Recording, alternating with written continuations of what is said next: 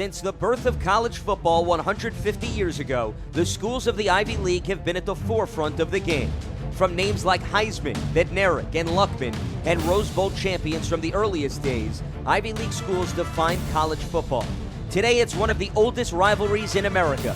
For the 99th time since 1878, the Columbia Lions take on the Penn Quakers. Next on SNY.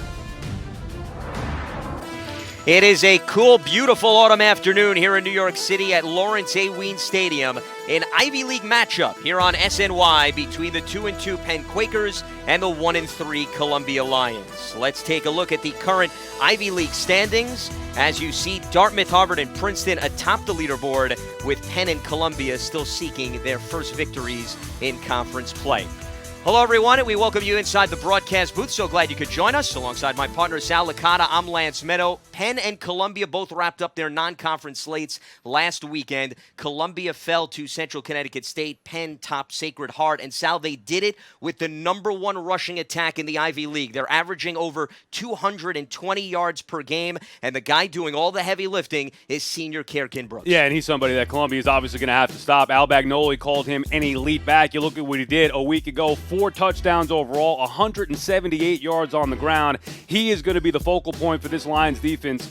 Kerkin Brooks, Lance, is the guy Columbia needs to stop if they want to have a chance of winning this football game. Brooks is not only number one in rushing yards per game in the Ivy League, he's number one among FCS running backs. So this means that the pressure's on Sal, the Columbia defense today. They gave up over 200 rushing yards in last week's loss to Central Connecticut State, and they're banged up in the middle of the defense at the linebacker position. Yeah, and that's not good when you're trying to stop a back like Kerkin Brooks, but they're going to have guys step up. John Harris, the sophomore middle linebacker, had 15 tackles last week. He's going to have to be a force in the middle of that defense if they want to slow down Brooks at all. And then you look at that line, Lance, being able to put pressure on the quarterback. Daniel D. Lorenzi last week became Columbia's all-time leading sack leader with number 20. He's the guy who's able to get pressure on the quarterback. The Lions are going to need that as well this afternoon to have a chance against this good Quaker team. As you can see, Columbia is number 2 in the Ivy League with 12 total sacks. 11 different players have recorded at least half a sack.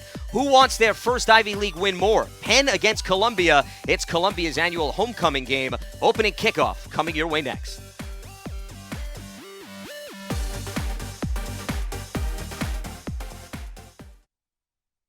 This experience, it lives on our fields and in our classrooms, where every day is a test. Each moment builds on this experience and creates an environment that develops mind, body, and soul. We become part of the storied traditions of the Ivy League.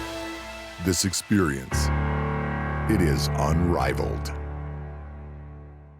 We are back here at Lawrence A. Wien Stadium. Nice turnout at Robert K. Kraft Field as Columbia and Penn squaring off for the 99th time in their respective histories. And this has been a series that Penn has absolutely dominated, leading the all-time series 75 up, 22 down, 1 tie. And Penn has won 10 of the last 11 meetings here in New York City. The Quakers won the toss and have deferred.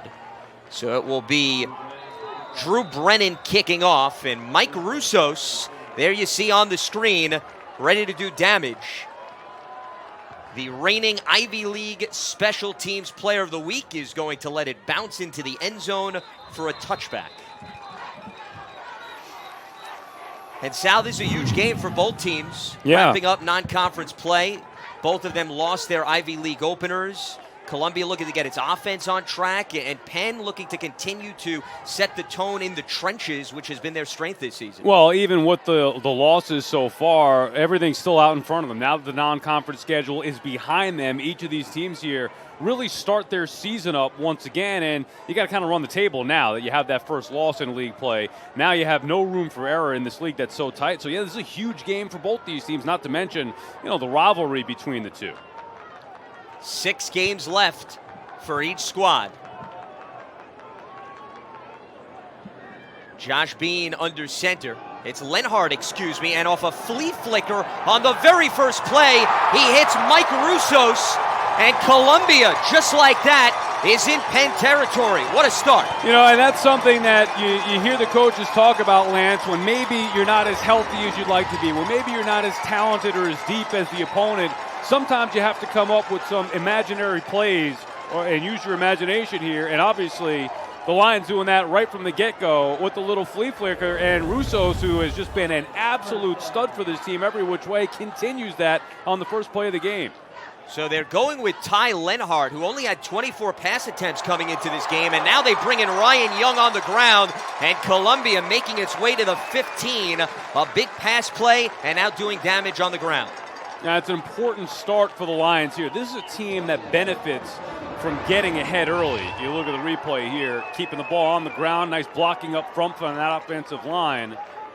And it's a nice gain on the ground there on first down. But the Lions benefit, Lance, from getting out in front early on. See if they could finish off this beautiful drive so far. 47-yard pass, 12-yard run. Young out of the backfield again. And he's going to take it off the left side, spinning off a tackle. And now Columbia knocking on the door at the 10. The Lions like driving the football. Obviously, everybody likes to score quickly and big plays and things like that, but you also want to drive the football and keep that Penn offense off the field as much as you can. And especially if you get out early the way the Penn is with running the football, that changes things up here. So this is an important first drive for Columbia. Well, Columbia is dead last in rushing yards per game, just over 68 a game. So they're looking to get it going. And Ryan Young doing the trick as he makes his way down towards the 1-yard line. And this is a big boy start right here for Ryan Young. I mean, just right now, the Lions are being the more physical team up front, creating holes for Young to run through. You can talk about the issues that Columbia's had. Look at Young right there, churning those legs, keeping it going. Boy, they are just lining up and smashing Penn right now on this opening drive.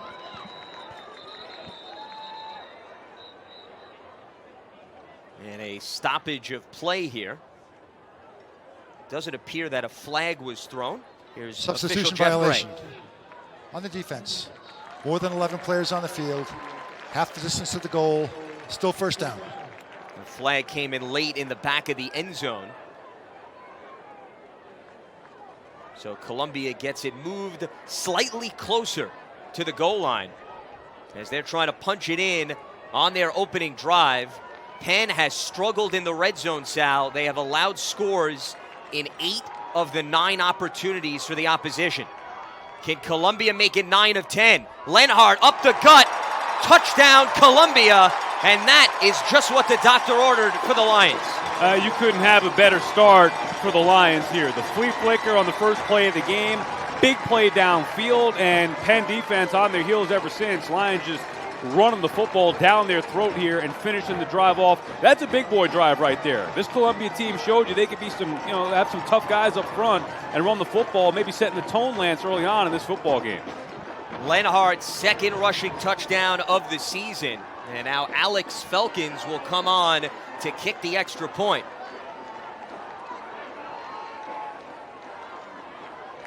Lions relying on the rushing attack, taking a page out of Penn's playbook. And that will tack on the extra point for a 7-0 Columbia advantage here early in the first quarter. As the Lions are averaging just over 16 points a game, well, they're in position to light up the scoreboard thus far. Columbia, thanks to Ty Lenhart, takes an early lead here in New York City. Ty Lenhart adding the exclamation point to an impressive opening drive for Columbia with a rushing touchdown, as this drive of the game brought to you by Lyft, the official rideshare partners of the Columbia Lions drive towards what matters to you. Columbia will now be kicking off with Alex Felkins as Penn looks to respond with some solid field position. Dante Moore as well as Jason McLeod back to receive the kickoff. You know, Lance, I've been doing these games now for Columbia 10 years. I don't recall a better opening drive, specifically in a league game, and specifically against this Penn team. That was impressive right there for Columbia. Well, the one thing that Al Bagnoli has mentioned, Sal, despite the fact that Columbia has lost 3 in a row, he has not questioned the effort of his team. He's been very encouraged. He says they've been in the games down the stretch. It's just a matter of playing clean football and finding ways to close out things. Take a look at Penn quarterback Nick Robinson looking to answer now that Columbia drive, and we know what Penn's strength is. We talked about it in the pregame. They like to run the football behind early now. I mean, look, it's early, so you still expect a heavy dose of Kerrigan Brooks, but you wonder how much Penn eventually is going to have to start throwing the football, and that's what the Lions want this afternoon. Well, they do start airing it out, and Robinson immediately going down the sideline, and it's incomplete to Ryan Cragen, their leading receiver. Yeah, league play, Lance, and really, look, it's 10-game schedule. Luck is such a big factor, and you know, whether you're fully healthy, everybody's always banged up, but you talk about Columbia getting off to the slow start, losing 3 in a row. It's not like the program is, you know, all of a sudden falling apart here. They've been a little bit unlucky to start. Here's the starting lineups brought to you by Coca-Cola. We all know what comes with being a fan, the ups, the downs, everything in between. Share a Coke with a teammate, rival, or friend this season as Robinson finding Rory Starkey for the short reception as he is trying to fight his way through the Columbia defense. As here is the Columbia defensive starters. Daniel DeLorenzi with 20 career sacks, who we highlighted off the top, coming off a 2-sack performance. They're a bit banged up at the linebacker position. John Harris, though, in the middle, the sophomore, career high 15 tackles in the loss against Central Connecticut State last week. Robinson again looking towards the sideline, and that one is knocked away, incomplete. Once again, Ryan Cragen, the intended receiver. And it looks like Penn trying to pick on Benjamin McKeegan early on here. Throwing in his direction to start this. Surprised that they're not running the football at all. And you would think they'd look to attack the middle of the defense, Sal, which is not fully healthy for Columbia. Plus, Central Connecticut State ran for over 200 yards. Well, here comes the rushing attack as Brooks makes his way to the 40. Well, and the Lions are going to line up to stop the run. I mean, they're going to make Penn in this game beat them through the air. So, I mean, obviously the Penn offense sees that what the Lions defense is giving them. But still, Kerrigan Brooks, such an elite back.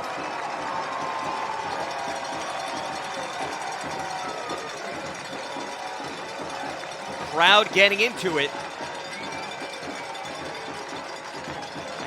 Brooks, 3 100-yard games this season already. He has been an extremely consistent force, and he's also dangerous as a receiver. Robinson quickly gets rid of it, and right in front of the marker, a completion to Starkey. Looks like he's going to be short, Lance.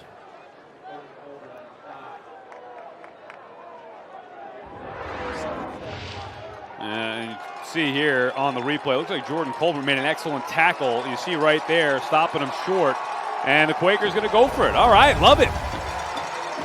A little early action here, some drama, Lance, early on in this game. Penn this season, 6 for 11 on 4th down, including 2 touchdowns. They do not go to the ground, instead the air, and Columbia's defense comes through as Ben McKeegan is able to knock the ball loose. Yeah. And again, they throw in McKeegan's direction. He's done a great job so far to start this ball game, that entire series there. And if you're the Quakers, their strength is running the football, right? They don't on 4th and short. And I think that defense for the Lions now sets the tone, answering what the offense did here. Penn deciding to throw the football once again. You see McKeegan on the coverage clean. And the Lions get the ball in tremendous field position. It is a little surprising, Lance, if you're going to go for it there in this spot on the field, that you're not running the football. And obviously the Lions defense came up with a huge stop. Well, in the early goings of this game, Sal, it's almost as if both teams flipped the script on one another. Right. You got Columbia pounding the football and Penn airing it out. Speaking of the ground, Ryan Young up the middle and picks up a chunk of yardage as he nears the 40. Well, for so many years, Columbia watched Al Bagnoli's Penn teams run the football down their throat. That was their strength. And I think Al Bagnoli is trying to build this program up to where he could be a more physical football team and run it. And the way they're running it now, look, you run it until they can stop you. And if you don't have to throw it, you don't. So we have yet to see Josh Bean at quarterback. They're sticking with Lenhart, and they're also sticking with the rushing attack. Again, Ryan Young trying to find an opening on the left side. And this is going to set up a manageable third down for Columbia. And this is exactly what Columbia wanted to do coming into this game. Stay in third and short, third and manageable here. Here's the Columbia starting offense. Their offensive line dealing with some injuries. Will Hamilton at the right guard spot, filling in. Mike Russos getting a lot of play at wide receiver with Ronald Smith, their second top receiver, out with a right thumb injury. Lenhart's going to keep it himself, finds the alley and then some. Lenhart wheeling and dealing through Penn traffic, and he gives Columbia a first down. Now, we were both surprised to see Lenhart starting this game, but it doesn't take long to figure out why. They want to run the football, and Lenhart could do that. He's a physical quarterback here, and Columbia just punishing Penn on the ground. A flag came in late, so we will await word from referee Jeff Gray. After the play was over, unsportsmanlike conduct, number 81 on the offense. 15-yard penalty from the end of the play. It will be 1st and 10, Columbia. It's going to be Rory Schlager, the tight end. See if we can get a look at what happened here. Not good for Columbia. The big, obviously, run here by Lenhart on the ground. And after the play, we're not getting a look at it there.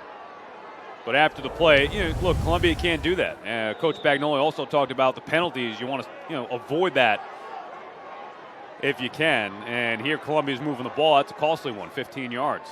Self-inflicted wounds. Dante Miller off the handoff as he tries to get some of that yardage back. A little bit of a change of pace with Miller. Sophomore out of North Carolina. Columbia has utilized consistently 4 different backs to try to keep the opposition on its toes. But it has not yielded positive results until today. As Ryan Young doing a great job setting the tone, and another flag coming in. It's going to be a false start, it appears. And correct me if I'm wrong, Lance. I don't False think start. 57 on the offense. 5-yard penalty, 2nd down. Left tackle Josh Kaminsky. Excuse me. I don't think that the Lions have thrown the football since the first play of the game, the flea flicker, if I'm not mistaken. And look, again, why throw it if you don't have to? Make them stop the run. Now, the problem is here you're getting, 2nd and long. You get behind the sticks, you're going to have to throw it at some point. Well, this is a Penn defense that is allowing 138 rushing yards per game, so clearly Al Bagnoli and the coaching staff picked up on that on the film.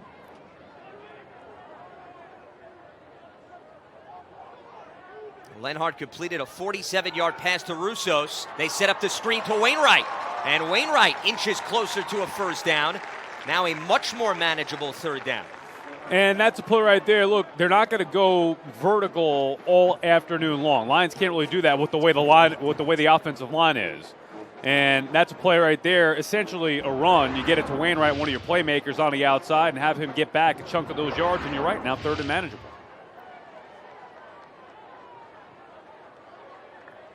Lenhart looking over to the sideline for his signal. He's going to keep it himself. Lenhart looking for the edge. Is he going to get enough? And it looks like he's going to be short, as Penn did a nice job containing him there. And I'd be surprised here if the Lions didn't go for it and, just ran it with Lenhart once again. Penn's got to prove they could stop him. Here's a look at the starting Penn defense. The linebackers, very impressive this season, specifically Zach Evans, who leads the Ivy League in total tackles as well as solo tackles, and Sam Filippi, the safety, coming back after missing all of last season. They go for it, and right up the gut, Columbia strikes again on the ground. Yeah, it wasn't Lenhart, but again, on the ground, the Lions keep the football. They just keep moving the chains here. They are abusing the Penn defense up front. Marcavius Moore this time on the ground, so we've seen a bunch of different guys doing it. And again, let's make them prove that they can stop you. And so far, the Quakers haven't proved that they can stop the Lions on the ground. And it's amazing, Sal, because Columbia had a false start penalty that backed them up, and then the unsportsmanlike conduct on top of that, and Columbia still managed to move the chains.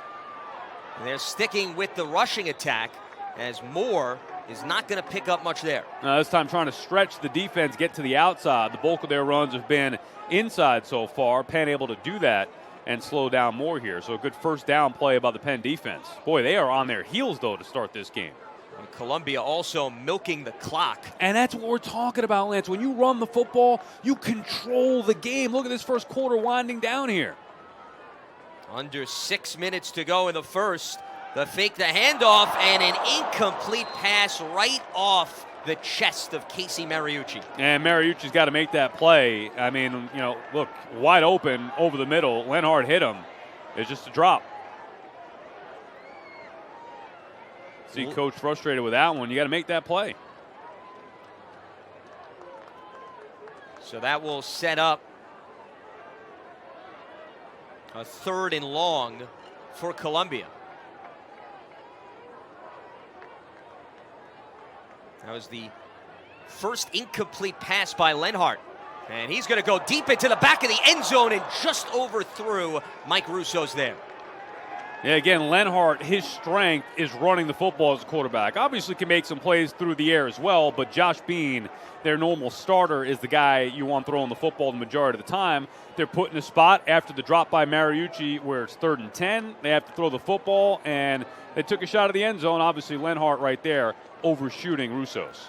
Here's Alex Felkins, freshman kicker out of Tulsa, Oklahoma. It's going to be a 43-yarder.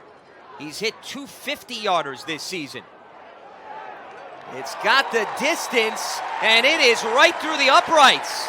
Alex Felkins showcasing his strong leg, and that pads the Columbia lead 10-0 here late in the first quarter. Columbia with 2 strong drives, finishing off with 2 scores, up by double figures already.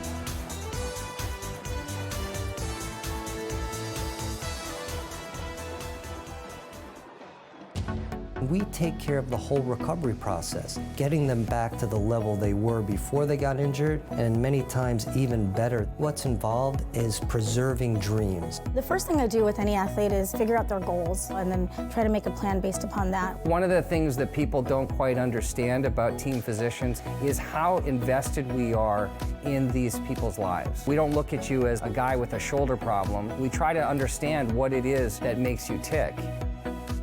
Columbia leading Penn 10-0. Very strong start for the Lions. Touchdown on their first drive, and Sal able to settle for a field goal on the second, but able to regroup after they lost some yardage due to a pair of penalties. Hey, look, you take points on a drive any time here. So it's been a tremendous start for the Columbia Lions. Yeah, you'd like to have a touchdown, 2 touchdowns as a matter of fact, but taking the points there is no shame in that. They have the 10-0 lead. They have been in control of this game, Lance, on both sides of the ball so far. And Felkins will kick it into the end zone for a touchback for Penn. The Lions not giving the special teams unit for Penn any opportunities here in the early stages of this game. Now let's see if the Penn offense here gets back to their strength, and that will be running the football with their stud, Kerrigan Brooks. Kind of got away from that a little bit on the first drive, throwing it. He only ran it 1 time for 5 yards. That was it. 5 pass plays and 1 rush. This time they start off with Brooks. He cuts back. He's got room to maneuver as he takes it down to the 39. Yeah, and you could see there, I mean, boy, you just hold your breath. If you're Columbia, every time he touches the football, you know he could break one. He's an absolute stud, again, referred to by Coach Bagnoli as an elite back, and they know that he's the guy that they cannot let beat them, or at least they have to try to contain him because you know he's going to end up with his numbers at the end of the day. Had nearly 200 rushing yards last week in the win over Sacred Heart, 4 total touchdowns, and they go to him now on consecutive plays, but Columbia's defense read that one much better. And this is more what you expected from Penn, their offense here, running the football with them. And like you said, it's kind of been a flip of the script. The Lions are the ones running the football and dominating on the ground. They get it to Cragen. And Cragen is taken down again in the open field. Columbia's defense going to work in the form of Ben McKeegan. And you know what Columbia is doing here? They're tackling well, Lance. They're not missing tackles, and that is huge. I know it sounds so simple, and oh yeah, what kind of analysis is that? Well, a lot of teams miss tackles, and you can't have that. They could be drive wreckers and then game wreckers. Columbia tackling well to start this game. Well, and also we have not seen any missed assignments too, Sal. Last week that came back to bite them. Central Connecticut State had 2 50-plus yard plays in the first half. That opened things up. A 3rd and 3. They go to the ground with Brooks, and this one is going to be very close near the marker. We'll see where they spot the football. And they are going to move the chains. Yeah, and just simple for the Quakers there. Keep it on the ground, give the ball to your stud. Able to get enough push up front here. You see blocking to the right. Brooks finds this little bit of a lane, just needed a couple yards, and he got it.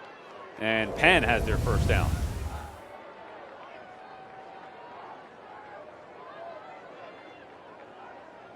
This Penn offensive line has 3 seniors, so a lot of experience able to open up the run game, and they continue to work Brooks as he will pick up a few there.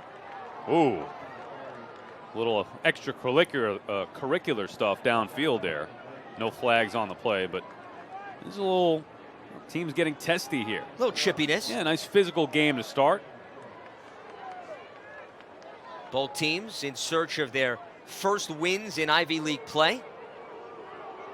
Penn lost to Dartmouth. Columbia fell at Princeton.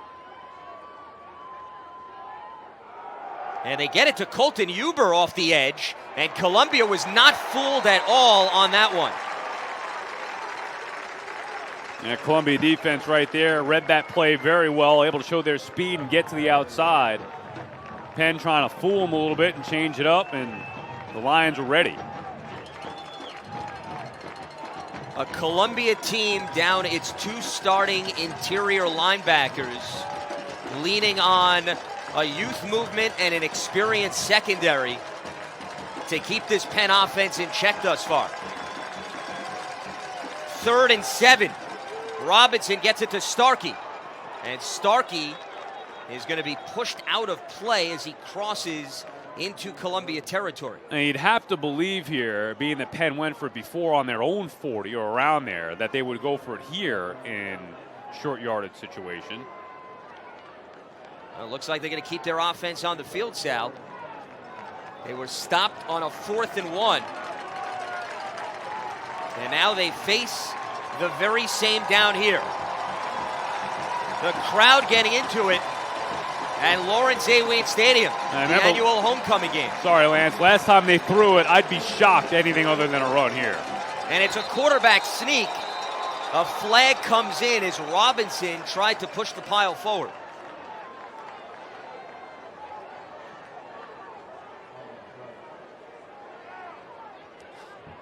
False start. Number 42 on the offense. 5-yard penalty, 4th down. That's going to be Brendan O'Hara, who converted from linebacker to tight end this season. And that's an absolute killer.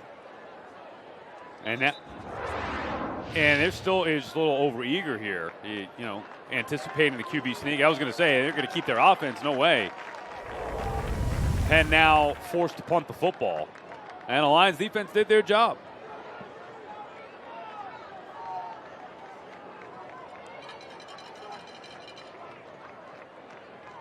Jake Haggard. As Mike Roussos will let it bounce a few times in front of him.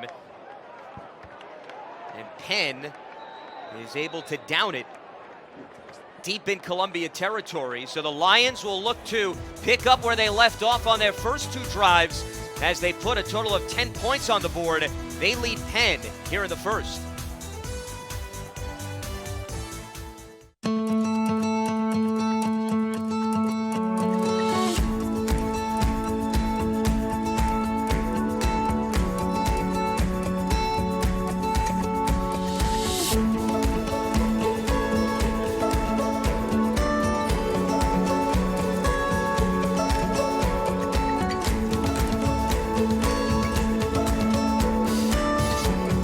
there for them, we're here for you. Get back the life you love. At Athletic Brewing Company, we've built America's first craft non-alcoholic brewery. We've created a lineup of award-winning non-alcoholic beers. Our beers are made with organic grains and start at only 50 calories. Athletic beers are perfect for anyone who loves being healthy and active, but also loves to enjoy great tasting beer with friends. To give us a try, go to athleticbrewingcompany.com and use code ATHLETIC20 for 20% off your first order. Columbia's offense back out on the field to start the second quarter with Ty Lenhart. We have yet to see Josh Bean, who has been the main starter throughout the course of the season, as they try to find some running room up the middle, and Penn's defensive front says, not on our watch. Yeah, and finally, from a Quakers perspective here, able to stop the run. And you could see maybe a little frustration from this Quakers defense. And at the end of that, nice tackle, nice physical play. The stuffing Young there. But, boy, the Quakers have just been getting gashed in that first quarter. Columbia had 69 rushing yards in that first quarter, 132 total yards. Prince Emili, defensive lineman, coming through with the stop there. Lenhart looking for an opening, a dangerous pass, and it's intercepted by Kendron Smith. He's looking for an opening up the sideline, and boy, have the tables turned here at Lawrence A. Ween Stadium. And look, eventually the Lions are going to have to throw the football, but that time maybe taking an unnecessary risk with a quarterback who's not really the primary thrower in this offense. And Lenhart right there seeing something down the field, but clearly not watching the defender come from underneath.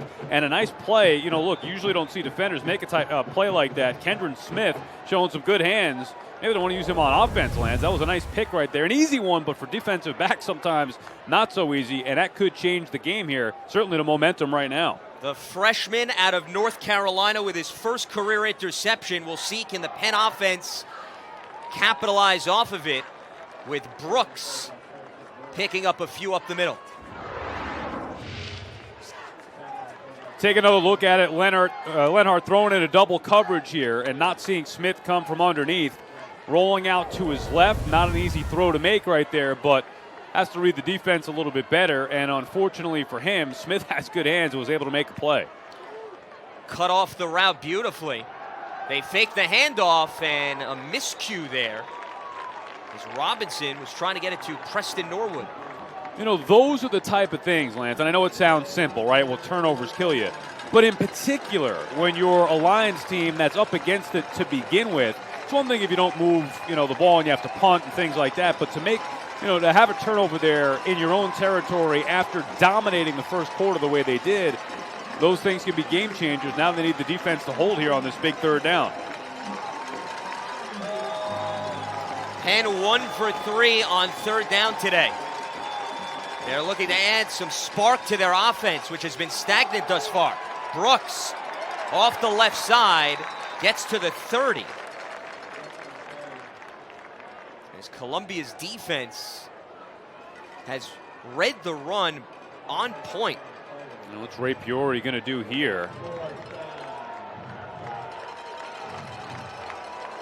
They went for it on 4th and 1 on their first possession. They had another 4th and 1 on their second, but a false start penalty forced the punt unit to come out. They're going to go for it again. 4th and 4.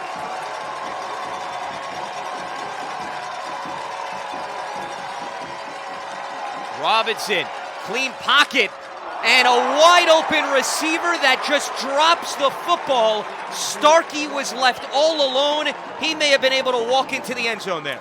Yeah, and he had all day to throw, and he had an open receiver. And you see Starkey just dropped it, so Columbia getting a little lucky right there. Obviously blown coverage, Starkey wide open and drops it. Maybe they should try Kendron Smith as a receiver there, as the defensive back showed better hands than the wide receiver. But Columbia very fortunate to escape that.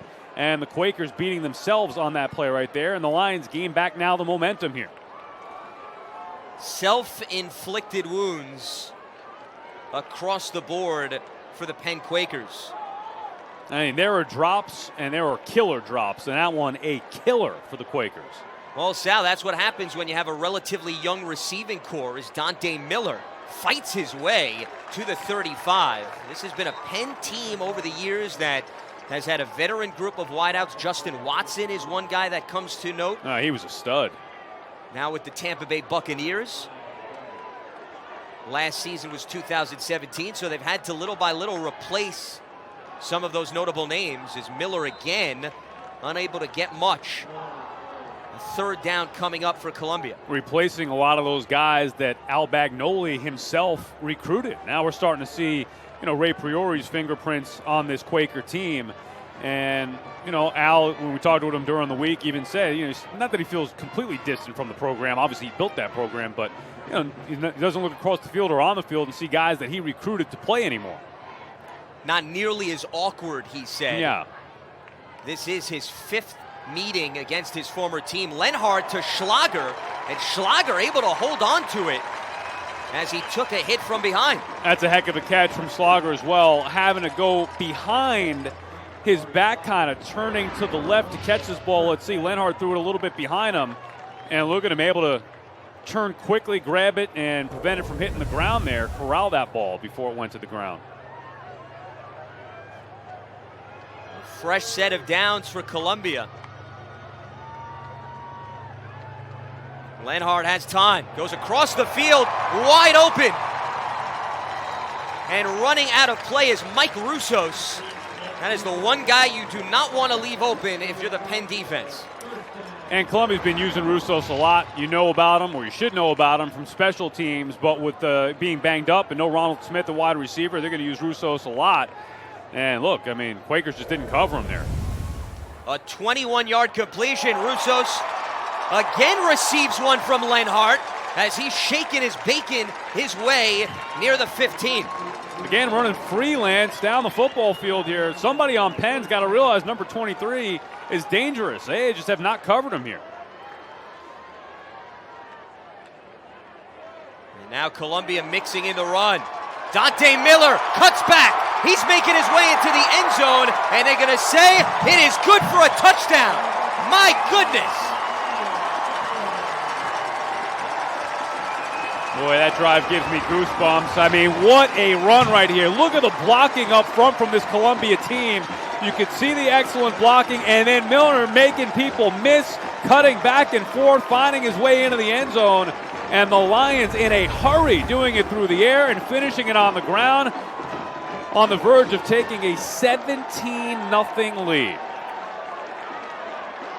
A 17-yard rushing touchdown for Dante Miller. And Alex Felkins tacks on the extra point. A commanding 17-0 lead for Columbia over Penn here in their homecoming game. The Lions have reason to celebrate. They are in control of their conference rival here in the second quarter.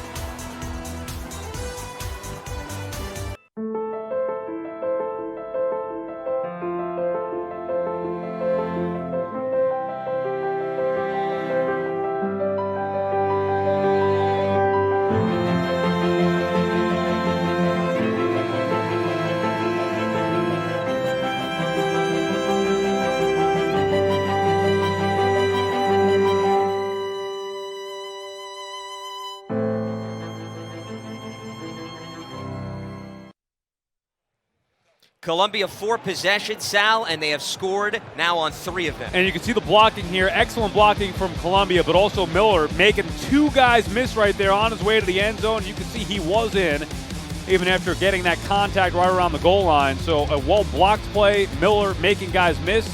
Columbia has been dominating this first half so far, Lance. And I'll be honest with you, again, 10 years doing these Columbia games, this may be the best first quarter plus of football I have ever seen them play, and I don't recall them ever getting out to a 17-0 lead in a league game, let alone against Penn, who has historically dominated them. This is a good old-fashioned butt-whooping right now early on from the Lions. Well, he wanted his team, Al Bagnoli, to be more physical and more consistent, and they have answered the call here today against Penn. And it's stunning to the both of us, Sal, because if you would have asked us coming into this game who would be running out the clock, who would be pounding the ball, it would have been Penn as the answer, and it's Columbia completely taking a page out of the Quakers' playbook thus far. Now, with Penn down 17-0, you figure they're going to have to be more aggressive through the air, and that clearly is not a strength. That plays into what Columbia wanted them to do coming in here. They absolutely want to keep it in Robinson's hands as he pitches it off to Trey Flowers, and Flowers is able to pick up about 8 yards on that first play. And look, for Penn, they just need a drive here. I mean, they need a drive. They got to come over with some points. And for Columbia, you have to prevent the big play. That's been kind of a Achilles heel for them. And they got to make sure they don't allow the big play and change the momentum and let Penn back in this game. But for the Quakers here, they just need a positive drive to come over with some points. They have faced 3 fourth downs thus far. Went for it twice. Robinson down the sideline, gets his man Cragen, and that's a first down for Penn. Oh, great throw and catch right there. It's got to be refreshing for the Penn offense. Finally get a big play here.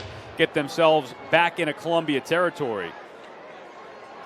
Plenty of time to make that throw. Nice catch, obviously, near the sideline right there. Good throw and catch for the Quakers. Cragen's second reception of the game. This one for 22 yards. He came in as the leading receiver. Flowers off the left side, and Flowers not able to find open space.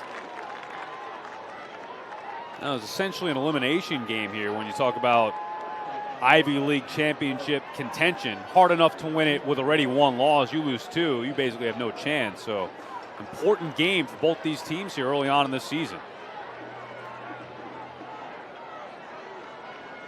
Columbia will be also heading on the road for their next 2 Ivy League games at Dartmouth and then at Yale. Robinson has time, delivers another one over the middle, and he is starting to get that chemistry going with Ryan Cragen.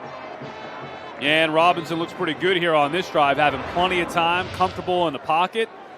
You see him surveying the field. Nice throw right over the middle. Cragen looking like their best receiver. 2 big receptions for Cragen. Here's Brooks, and nice leaps hit over Colbert as he was trying to pick up some positive yardage there. Colbert's had a nice defensive game, been active there, making some good tackles early on in this ball game.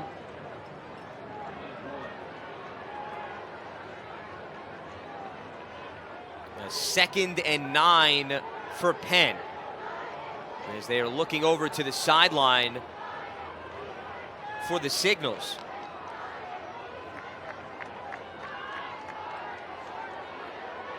Penn still sticking to the ground a bit, despite the fact that they're down 17-0. Robinson, and his pass deflected by Farad McCombs, who got his hand in there at the very last second. I thought it hit his helmet initially, Lance. Let's see what happened here on the replay. Robinson turning around, tough throw to make, and it did look like it just kind of hit the back of McCombs, who was trying to get to his receiver and make a play on it. Ball a little bit underthrown and hitting McCombs in the back. Either way, it's a pass defended for him. You don't get brownie points as long as the ball hits the ground. Colton Huber was the intended target. And now a 3rd and 9 for Penn. 1 for 4 on this down in today's game. Robinson again towards the left sideline, and the ball falls incomplete. Again, McCombs to the rescue. And this was a spot where I thought maybe McCombs, and I love when D-backs in general get their head turned around quicker, but McCombs didn't really do that. He's trying to read the receiver, but how about the ability to finish through the potential catch and knock that ball out of there? And McCombs did a nice job on coverage there. So this is going to be a 42-yard field goal attempt for David Perkins. His career high is 43. He's 1 for 3 this season. And Perkins' kick is wide left. No good. So Penn not able to put points on the board. Now a flag did come in.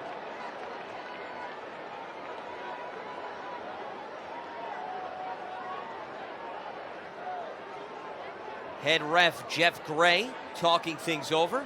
I didn't see anything other than I was trying to watch the ball.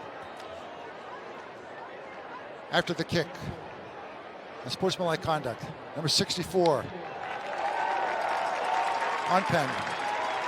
15-yard penalty from the dead ball spot. First down, Columbia. Wow. I mean, you cannot self-destruct like that. Penn doing nothing Travis today. Green, the offensive lineman.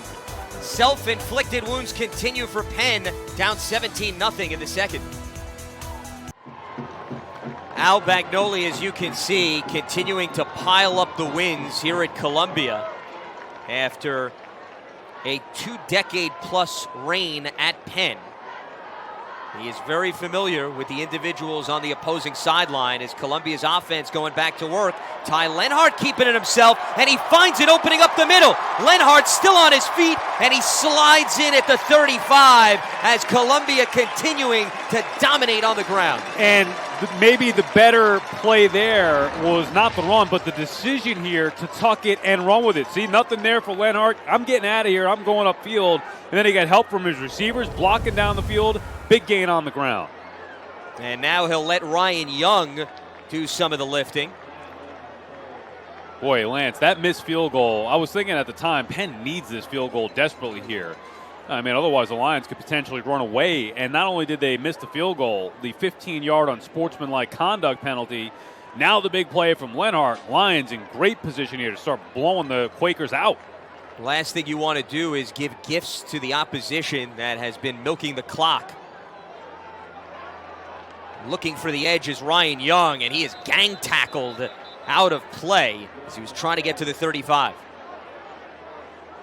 And boy, when you know, for Columbia, a lot of times the problem becomes coming back in games. But when this team gets out to a good start, they are tough to beat. When you talk about the ability that they have on the field, and then obviously the coaches, they know what they're doing, how to manage a football game here. 17-0 is daunting to think about. Could be worse.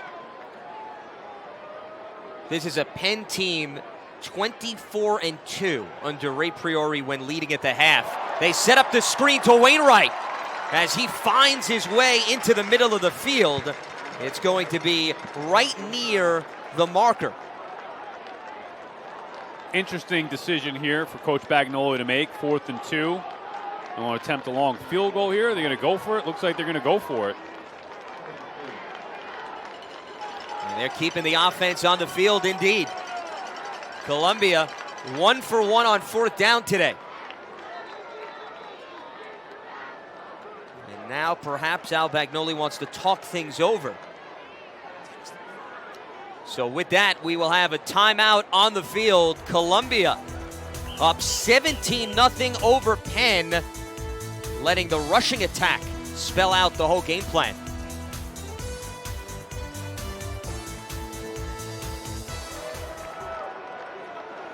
A great turnout here at Lawrence A. Wien Stadium for the annual homecoming game. 75th installment. Columbia going for it here on 4th and 2. They've been the aggressors all game long. Why not continue that approach? And the pass off the fingertips of Josh Wainwright. Now Lions aggressive there, trying to, as you said, put the foot on the throat here. And the Penn defense just made a huge play that could potentially save this game for them. They need now to have something positive happen on offense. Lions couldn't take advantage of the good field position. 4th and short, decided to throw it and couldn't connect. Well, and Sal, despite the result, hard to argue for Columbia not to have gone for it there on 4th and 2. Yeah, I don't have a problem with that. Look, another drive here that could have potentially resulted in a touchdown really puts Penn away. They could have, got it closer to the half here and put more points on the board. Field goal really doesn't make that much of a difference at this juncture. Plus, the defense has held Penn to 107 total yards and gets another big stop there. Trey Flowers, the tailback. We've seen a lot of aggressive play calling here. 4th and short, and depending on where they are on the field, Penn went for it early on in their own territory. I thought that was kind of a momentum changer for the game. So I think that's commonplace now where you see more teams be more aggressive in those situations. Robinson with a clean pocket, and that one nearly intercepted over the middle. Yeah, and that's one Columbia's going to be kicking themselves right there. You got to get your hands on that one. And unfortunately, Jalen Williams not able to corral it for Columbia. And that's why he's a linebacker. I mean, if he had better hands, he'd probably be playing somewhere on the offense. But either way, Columbia defense in a good spot here. Well, they need him in the middle, given all the injuries that have piled up. Can Penn take advantage of that missed opportunity by Columbia? A 3rd and 9. Robinson out of the pocket, airing it out. Right behind the Columbia defense is Colton Huber for a huge catch to move the chains. Nice play from Huber, but really that's on the quarterback, Robinson, as he did a tremendous job escaping the pocket and the pressure from the Columbia defense. You see right here, the blitz coming, rolls out to his right, sees his receiver, perfect throw leading him, and a beautiful catch there at the end of it. So Penn now in Columbia territory, trying to get on the board for the first time today. They fake the handoff. Robinson's got all day. He's got a wide open man, and he overthrows him. Eric Marks right behind the Columbia defense again. Boy, Robinson made the beautiful throw on the play before, and this time he just missed a touchdown. And for the Quakers, it's just too many missed opportunities so far. I mean, he had him, clean pocket, plenty of time to throw, and he's running wide open down the field, beat his man. That should have been a touchdown for Penn.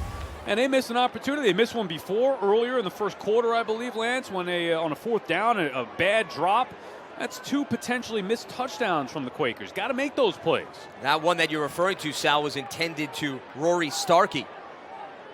Brian Bell Anderson was in coverage on that one. They mix in the run with Flowers, trying to fight his way to the 45. Right. Earlier was Starkey with the drop. That was on 4th down, and it could have been a touchdown for him. At least keep the drive alive and be inside the 10 or whatever it was at the time. And now, Robinson, bad throw here, cost them a potential touchdown. And this changes the game here. You're going into halftime, clock winding down 17-0. All of a sudden, you put a touchdown up, you're right back in this thing. Yet another 3rd down for Penn. 2 of 6 today. They converted a 3rd and 9 earlier. Robinson dumping it off to Brooks, and he's taken down immediately. Scott Valentis in the open field. And that's how you want to tackle. And Valentis, just an aggressive pursuit right there, being able to do his job and making a beautiful tackle. The screen was to go nowhere. Now, if he misses that, there could be trouble. And that's on him to make that play, and he made it. The freshman linebacker out of Wichita, Kansas, taking on a bigger role this season because of the injuries to Cam Dillon and Justin Woodley. So Penn now forced to punt. Jake Haggard. Line drive to Mike Roussos. And Roussos is going to let it bounce past him, and Penn is going to pin the Lions deep in their own territory inside the 5 with just under 3.5 minutes to go in the second quarter.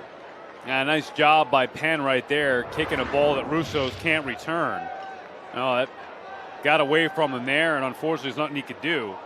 Penn downs it, as you said, Lance, inside the 5. And the Lions here, look, this is a spot where not every drive do you need to come away with points. Right now, the goal is not to add to their lead before the half. It's just to get out of the shadow of their own end zone without any damage happening here. Hopefully they can move the chains a little bit, chew the clock, and move the football, but they just don't want catastrophe to happen, meaning turning the football over or having a punt from their own end zone. You just saw, based on the replay, that was a spectacular play by Brendan O'Hara to save the ball from going out into the end zone and get it to a teammate to down it. Nice gain there for the Lions on 1st down.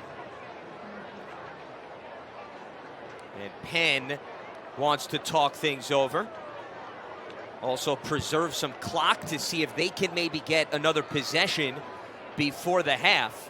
Yeah, potentially great field position too. So smart from Peoria here to call the timeout. Nice crowd on hand here. This is a great venue.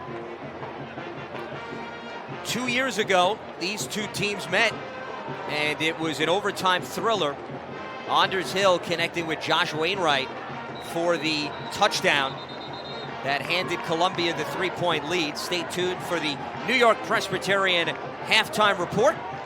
We'll take you through first half highlights and stats, and also look ahead to the upcoming Ivy League schedule.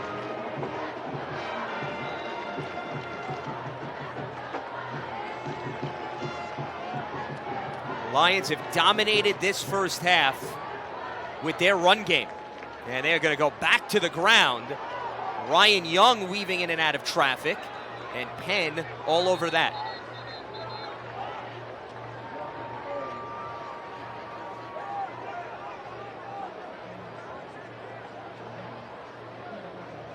And it looks like Penn is going to utilize another timeout as they look to save some clock. And a big third down coming up for both teams. Penn down 17-0, and Sal, we were talking about this earlier. They get a stop here, they get a possession, they can put some points on the board. All of a sudden, completely change the mindset of the Quakers here moving forward. Right, and for the Lions here, it's an opportunity to try to put the game away in the first half. You know, if they get a first down here, chew more clock, drive the football, and go in a half with minimum 17-0 lead. So, yeah, this is going to be a telling play here to see if Penn can get themselves back in this football game and threaten the Lions here in the second half. Linebackers have done plenty of damage throughout the course of the season for the Penn Quakers, and they're going to rely on that group here. Specifically, Zach Evans leads the Ivy League in that category. Brian O'Neill, another key linebacker, both of them on the field, manning the middle. We'll see what Columbia decides to do here on a 3rd and 5.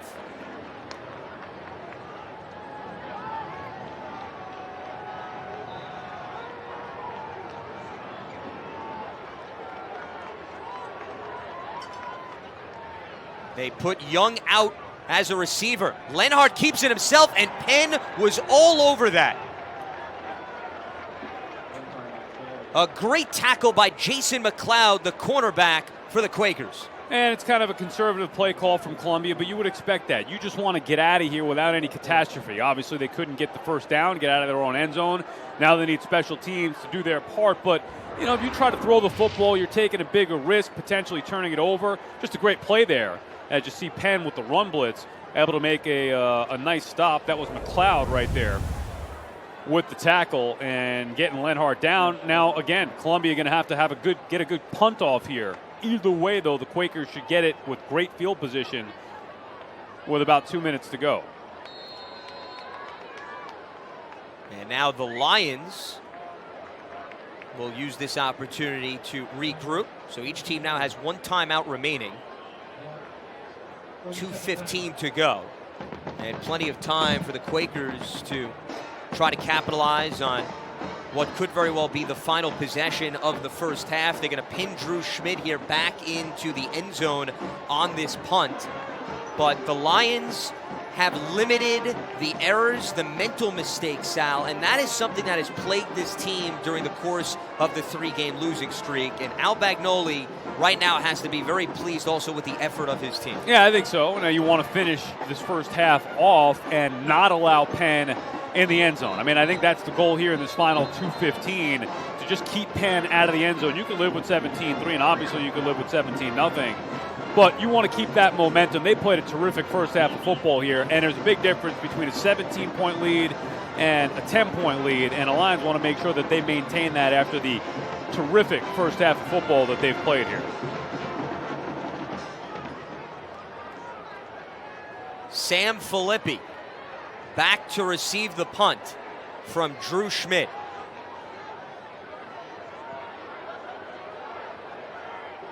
And Filippi will take the fair catch at the 40, so great field position to start for Penn with just over 2 minutes to go. And the defense has done a terrific job in the first half all afternoon. Got to keep it going here. And again, Lance, this is why these games are so fragile, right? It feels like Columbia is dominating the game, and they are dominating the football game. But all it takes is one big play here from Penn. They've had opportunities, they just haven't connected. A missed throw, a drop catch. So for Penn, you're looking to get one more of those opportunities and take advantage of it this time and finally put the ball in the end zone. Robinson with the pocket closing, and the ball comes loose, and Columbia has it. Just when it looked like maybe Penn would capitalize, the defense delivers for the Lions. And Daniel DeLorenzi, the most lethal pass rusher in the Ivy League, strikes again. And Robinson just trying to make a big play, let something develop downfield. Problem is, he didn't have enough time. Columbia defense really aggressive right there, and you have to love that. And, it only took about 7 seconds to get the ball back, and now the Lions have it in excellent field position. You watch here, Robinson holding on to it way too long trying to make a play. He went to throw it, but he didn't have the ball there. It was stripped out. Columbia defense with a huge play taking that football away from Penn. And that pretty much spells out, Sal, the first half of play for the Penn Quakers. Yeah, now you just run the football here, and if anything comes of it, great. If not, you go into the half with, at worst, a 17-0 lead. A terrific first half all around for this Lions team.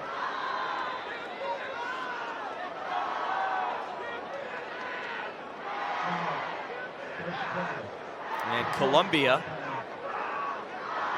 will now return to its sidelines here, utilizing its final timeout.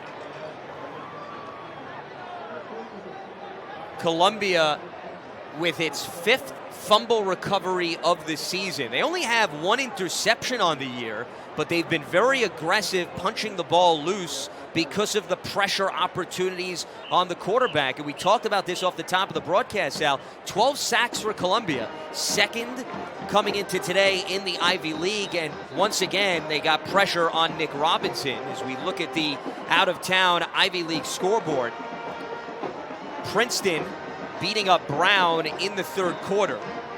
Everything else is non-conference today.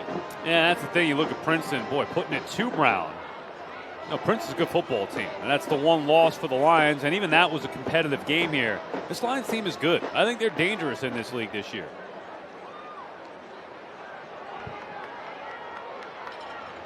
Columbia running the ball here, with Penn having just 1 timeout.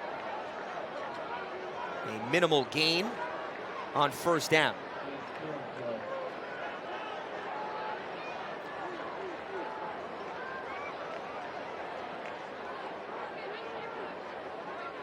Roderick Taylor, the running back in. Lenhart goes to the air and he's picked off. And that is not what Columbia had in store, as Brian O'Neill comes through with the interception. I'm honestly shocked that Columbia trusted Lenhart to throw the football in this spot. And, I don't know where he's throwing it right there, not watching, obviously, underneath defender. And O'Neill with just a tremendous play. And all of a sudden now, Penn has another chance with 1.5 minutes to go. So the turnovers here being exchanged from each team. And the Lions, maybe foolishly so, trying to get aggressive in a spot where really they didn't need to. Lance throwing the football there, and they paid for it. You taketh away, you giveth back. So Penn now back really much where it started on the previous drive with under 1.5 minutes to go. Here's Brooks, and he's taken down as he tried to get inside the 40. Penn still has the 1 timeout remaining.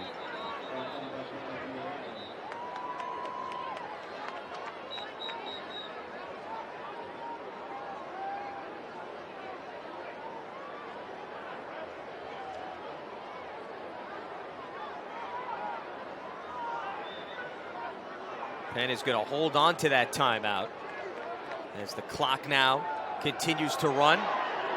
Robinson hit hard as he airmailed it out of play. Yeah, Robinson's got no time to throw. I mean, he's trying to make a play down the field. Maybe a lineman banged up here for Penn, but Robinson's trying to make a play down the field. And Columbia just putting too much pressure on him. You see the nice spin move right there. Couple of guys crushing him. That's a sandwich courtesy of Cooper Wilson and Armand Smoke. And Smoke with that nice spin move, able to beat his defender and put a nice lick on Robinson. Smoke shaken up on the play. He will now head back to the sideline. Maybe he's a little dizzy from that great spin. I thought you were going to say what Nick Robinson's like. I think it's more important to see what shape he's in. He's the one that took the hit. Oh, we'll see here. 3rd and 9. Robinson rolling out on the run, and he hits Starkey for a much-needed first down to move the chains. And similar to maybe the play that they wanted to connect on before but couldn't, Robinson rolling out to his left, Starkey wide open and able to make the catch in the big play. We get down to about 40 seconds. Robinson over the middle and just out of the stretched arms of Ryan Cragen. Yeah, Robinson overshooting Cragen there. They took the quick shot. Time should not really be an issue now. 38 seconds is plenty of time here. They still have the timeout in their pockets. I think it's just a matter of now, will Penn, take another couple of shots at the end zone, or will they settle for a field goal? If Columbia can hold them, obviously. Well, Penn deferred, Sal. Keep that in mind. They will get the ball to start the third. Robinson trying to find an opening, and Robinson is just going to throw it away. Relentless pressure from the Columbia defense there, forcing Robinson outside of the pocket and having him throw that ball away. And it's a big third down. You want to force them to make the tough decision. Nice block right there by Kerkin. And look at the relentless pursuit by Cam Carter of Columbia, who you just mentioned Brooks knocked down, but then Carter still was able to trip up Robinson, even though he was taken out of the play.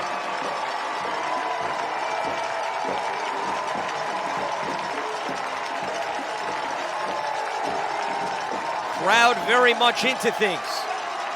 Robinson has all day, and once again throws it out of bounds. That's the bad throw. And look, this is a smart thing here. Try to put some points on the board. But I still think that's a win for the Columbia defense. You feel good about yourself going in the half 17-3. Maybe I shouldn't speak so soon. I thought it was going to be 17-0 before. Don't throw it. But if you're Penn, you need something positive. As you mentioned, they get the ball back at the half. They need to make this field goal here. It's going to be a 36-yard attempt for David Perkins. He missed wide left from 42 earlier. Oh, man, not even close. And that one even further left. Should have gone for it. I mean, that wasn't even close, Lance. That's not a long field goal. You can't make that. Boy. That's Penn. what Bob Uecker would say, just a bit outside. And, for Penn, they had a tremendous opportunity here. And I think that's the story from their side. If you're from the Quakers side, you're thinking, man, I mean, how many missed field goals are we going to have? How many drops? How many missed throws are we going to have? And you could see here, I mean, I don't know if it was a bad hold or what, but, I mean, that wasn't even close for the Quakers. Just trying to put some points on the board to close out the half and get the ball back, and they can't do that. So plenty of missed opportunities for the Quakers. For the Lions, a dominant first quarter, a well-played first half overall, and Lance, a huge lead going into the locker room. Thanks to the rushing attack, 239 total yards for Columbia. Opportunistic plays and big plays down the field. A 17-0 lead for the Lions.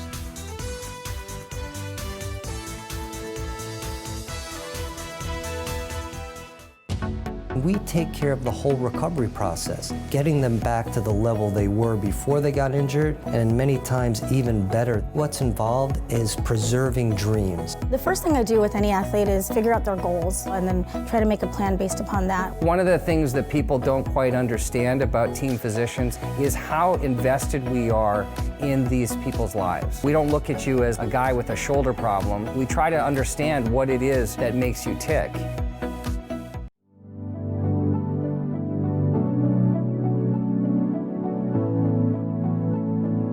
During my time at Columbia, the incredible support from the university, alumni, and parents has helped us make great strides in the resources we've been able to provide our student athletes in and out of competition. We do not want to lose that momentum during this unprecedented year. With that in mind, I'm excited to announce the launch of the One Roar campaign for athletics. For this year only, the One Roar Fund will replace all sports-specific fundraising. By bringing our alumni and parent communities together, we can truly do something exceptional for past, present, and future Columbia Lions. In these times where reduced revenues and increased fiscal pressure are the new normal, the money raised during this campaign will support each of our 700+ student athletes from all 31 sport programs, as well as the administrative units that support our teams. Your past investments in our athletic programs have been critical to our success, and I hope we can rely upon you to help our entire department through these challenging times. Be safe and go Lions.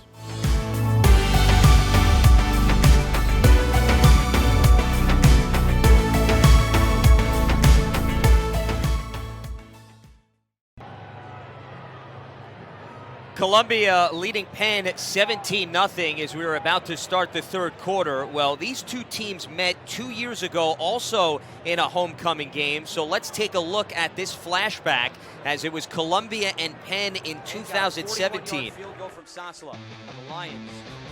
Trying to capitalize on 3rd and 9 from the 24.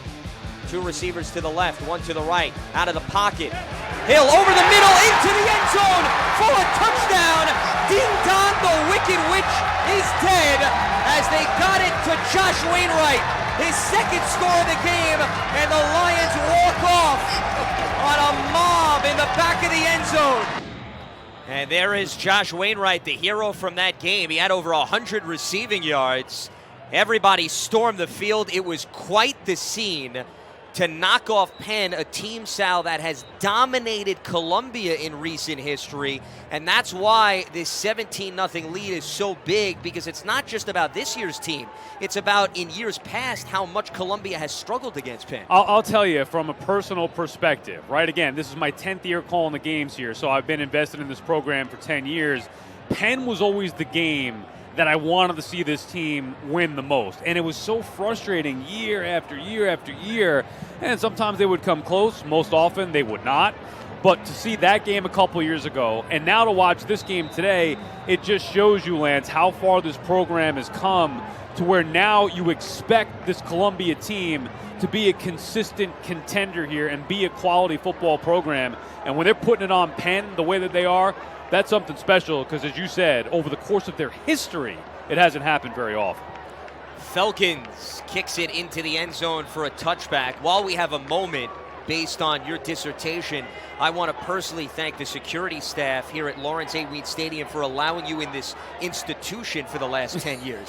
That's quite an accomplishment that should be celebrated here as part of the homecoming festivities. It is hard to believe, A, how old I am, but B, yeah, that I've been doing this. We may not have fun. Enough time on the broadcast to get through all of that. Exactly. I need some issues. But no, this is a great place to watch a football game, and now to see this team playing some good football, it is fun to watch.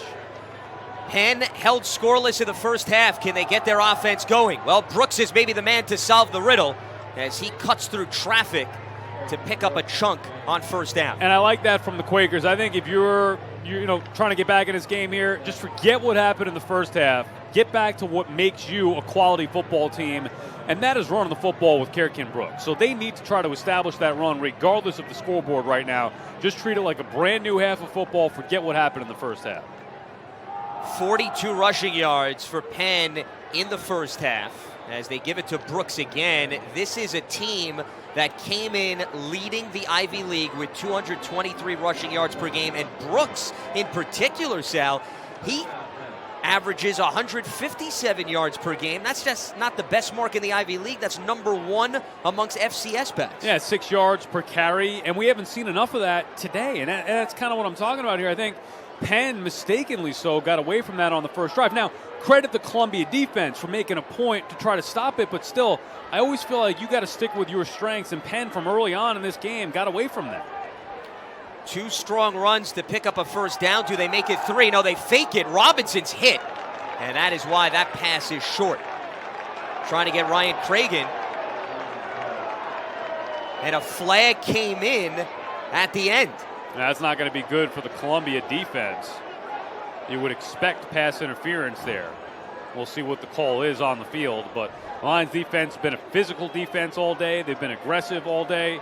And they've actually been disciplined. I mean, this would be maybe the first penalty off the top of my head that I could think of. They had one offensively, right? The personal unsportsmanlike foul, conduct on Rory Schlager. Pass interference. Number 19 of the defense. Ben McKeegan. 15-yard penalty. Automatic first down. And they've been picking on McKeegan, this Quaker offense, from that first drive of the game. And here McKeegan commits the foul. Let's take a look at it. See a little fake inside handoff. Robinson, that ball looked like it was tipped too, no? It's hard to tell from that angle. Robinson was certainly hit as he was about to let go of the football. That's a big reason why it fell short. We'll see if Penn can capitalize. Brooks trying to get his way to the 45 in Columbia territory. Columbia playing without their top two linebackers, as you mentioned here. So you knew they were going to be up against it, trying to slow down Kerrigan Brooks, but they've done a nice job. When Brooks has been given the opportunity to run the football, hasn't been much there. That was a 4-yard gain. He now has 12 carries for 48 yards on the afternoon. Robinson's going to keep it himself, and Scott Valentes bulldozes him down, not allowing him to get the edge. Valentes had himself a nice game, making a couple of big plays here. And Robinson has been under pressure, it seems, been rushed, it seems, all afternoon. The linebackers continuing to step up, specifically Scott Valentes. Cam Dillon, Justin Woodley, both sidelined. So it's a freshman in Valentes, a sophomore in John Harris.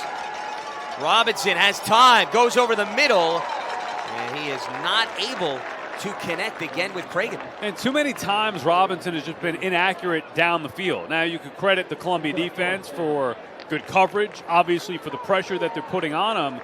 But Lance, he's had some time to throw. He's had some clean pockets and just hasn't made the throws. And, I mean, they've had at least missed 2 touchdowns. They've had 2 opportunities for touchdowns, and the plays were there. They just were not executed properly by Robinson or his receivers. And the Penn offense continuing to struggle here. So they're going to punt on 4th and 8. Starkey had a big drop. That could have been a touchdown. Mike Roussos is not going to be able to field this one as it bounces to the 22.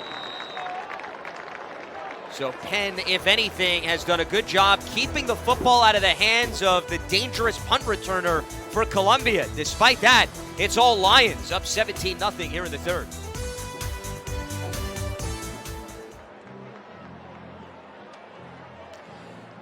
A very nice crowd on hand here at Lawrence A. Wien Stadium for Columbia's 75th annual homecoming game. And the crowd very pleased because the Lions are in front 17-0 as Columbia's offense takes over. And they go to the ground with Dante Miller, who is brought down as he neared the 25-yard line. And one of the things I love about this coaching staff and this football team from the Lions is the way that they can manage a game, Lance. A lot of times you see teams rushing up to the line and many plays as possible and throwing it all over the place. I feel like when you give this Columbia Lions team, when they get out to a lead, they'll be able to manage this game better than most.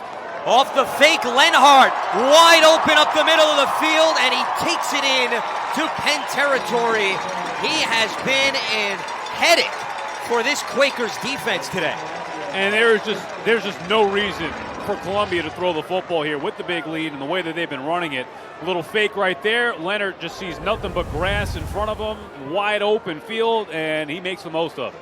And now they mix back in Dante Miller, who is taken down initially, and no, he stays on his feet, and he's going to wind up losing yardage as they back him up near midfield.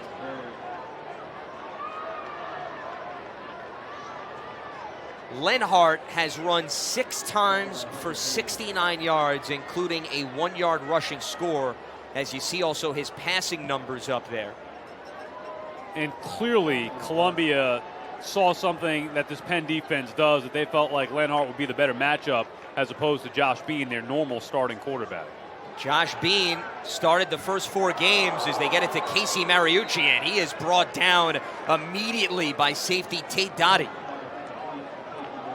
Lenhart just, more physical runner of the two, not as established a thrower. But they haven't had to throw it that much. And you've seen when they've thrown, he made 2 bad interceptions. He made a couple of mistakes, threw 2 bad picks. But still hasn't hurt them because the defense has been so good. But the ability to run the football, control the game on the ground, control the clock, that's what the Lions have done so well this afternoon. 28 rushes for Columbia to just 13 pass attempts, which spells out your point, Sal, that they saw something on film and figured they'd be able to take advantage with the run game. Lenhart again takes it himself, and he slides in near the 40. As Lenhart is not hesitating when he finds the opening. I always would say that the most dangerous runs from a quarterback are on 3rd down plays where the broken down pass play. But here today, you're seeing Lenhart, on design runs, taking advantage of that extra blocker. I mean, these are run plays specifically, not broken down pass plays, and he's running all over this Quaker defense. Columbia looking over at its sidelines. They're going for it here on 4th and 4. Lenhart connects, and that will move the chains. Mike Roussos comes through again. That's got to be backbreaking for the Penn defense. You have them in 4th and 4. All right, they're in your territory, but they're going for it again, and then they beat you through the air to boot. Boy. Columbia now 2 for 3 on 4th down today. Ryan Young fighting his way through the pile.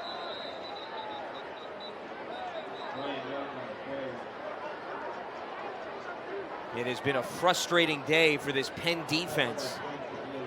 Not able to come through with the key stops. Oh, again, Lance, look at the way Columbia is driving the football and completing passes, running the football. Clock just keeps on winding, and they're moving the football down the field. The Penn defense got to be exhausted here. I'm exhausted watching them. Lenhart. And dropped by Josh Wainwright. They were trying to set up that screen. And that's frustrating there, and obviously I jinxed them. It's frustrating because, number one, you have a player in Wainwright who rarely drops the ball. Number two, he had some room in front of him with some blockers. But number three, as we talked about, you want to keep the drive going and keep the clock going here. That play is designed to be a completion, essentially an extended run with the screen to Wainwright there. So frustrating to drop. That's a couple of easy drops the Lions have had so far. Both teams plagued in that department. 3rd and 9. And here's the other thing, Sal. As a result of them relying on the ground attack, Penn has barely had opportunities to touch the quarterback in the sack department. As Lenhart's going to keep it himself, crosses the 30, and a flag comes in.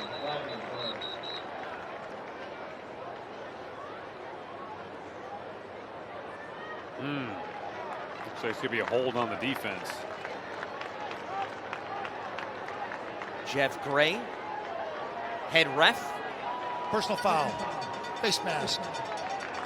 Number 23. 15-yard penalty. 1st down. Zach Evans, the linebacker. Correction, half the distance to the goal line. That's just a bad penalty. We understand the face masks happen, but killer here is the Lions now creeping further and further into Penn territory. That's the 4th penalty today for Penn. But all 4 seem to have come back to bite the Quakers. And this gives Columbia an opportunity to milk more clock as they have been in complete command. I don't remember all 4 off the top of my head, but I remember a false start on 4th and short in Columbia territory. That's killer. And at least 2 15-yarders. So, those are big penalties, too. Columbia been the more disciplined team as well as the better team overall. Well, especially the 4th and 1, where the penalty came into your point with the false start, and then you bring out your punting unit instead. Completely changes the dynamics. Roderick Taylor gets out of a tackle, and he is going to walk into the end zone. Welcome to Columbia, Roderick Taylor, his first career rushing touchdown as a Lion. and he's pumped up about it, as he should be, and so is this crowd. I mean, this has been as dominant a performance as I have ever seen from this Columbia Lions team, and to do it against the Penn Quakers on homecoming makes it that much more sweet, and it has just been, I mean, look, a terrific performance from top to bottom here. An 11-yard rushing score, and Falcons' extra point is blocked. But it is still a 23-0 Columbia lead, as they have over 300 total yards and 181 yards on the ground. An absolute field day on homecoming for Columbia, beating up the Penn Quakers in style. Broderick Taylor finds the end zone for the first time in his career.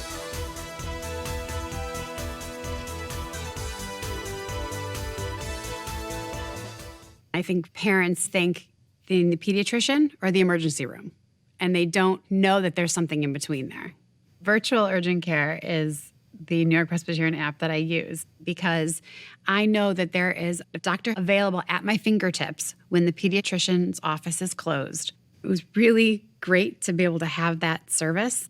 That is worth $1 million.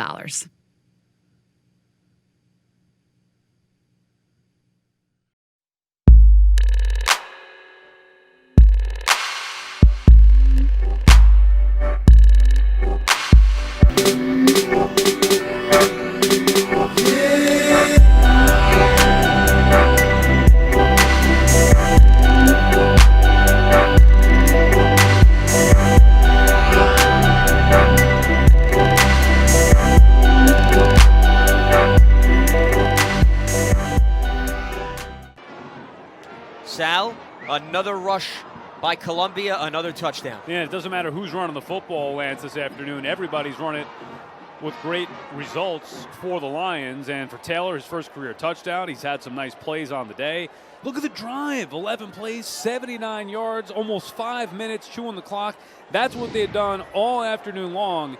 Penn, when they've had the ball, the rare opportunities that they've had, they haven't taken advantage of it, or haven't taken advantage of those opportunities.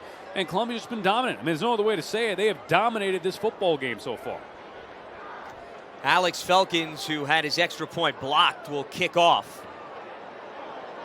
And another one that is going to sail into the back of the end zone. So it'll be a touchback.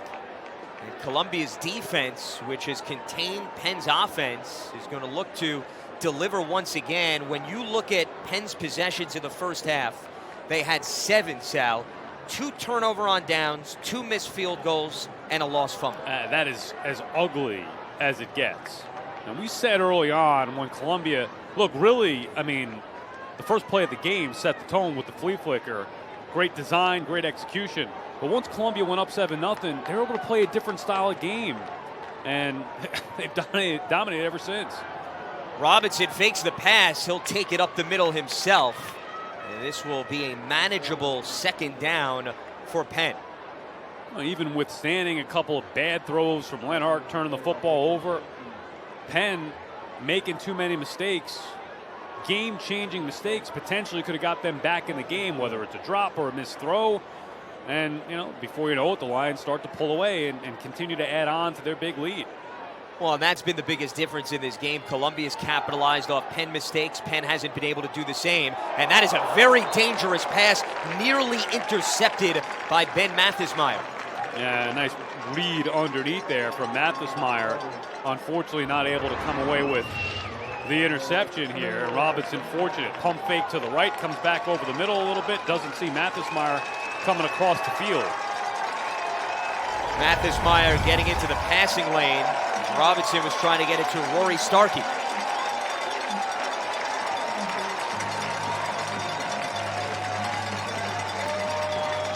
Some crowd on hand today here at Lawrence A. Ween Stadium. They have been into it since that very first play with the flea flicker.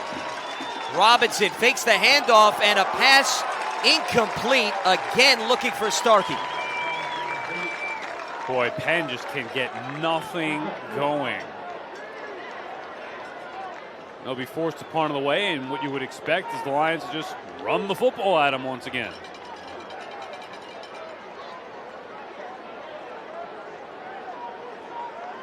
A very busy day for Jake Haggard, Penn's punter. Mike Russos hasn't had one that is attractive to return. Could things change here?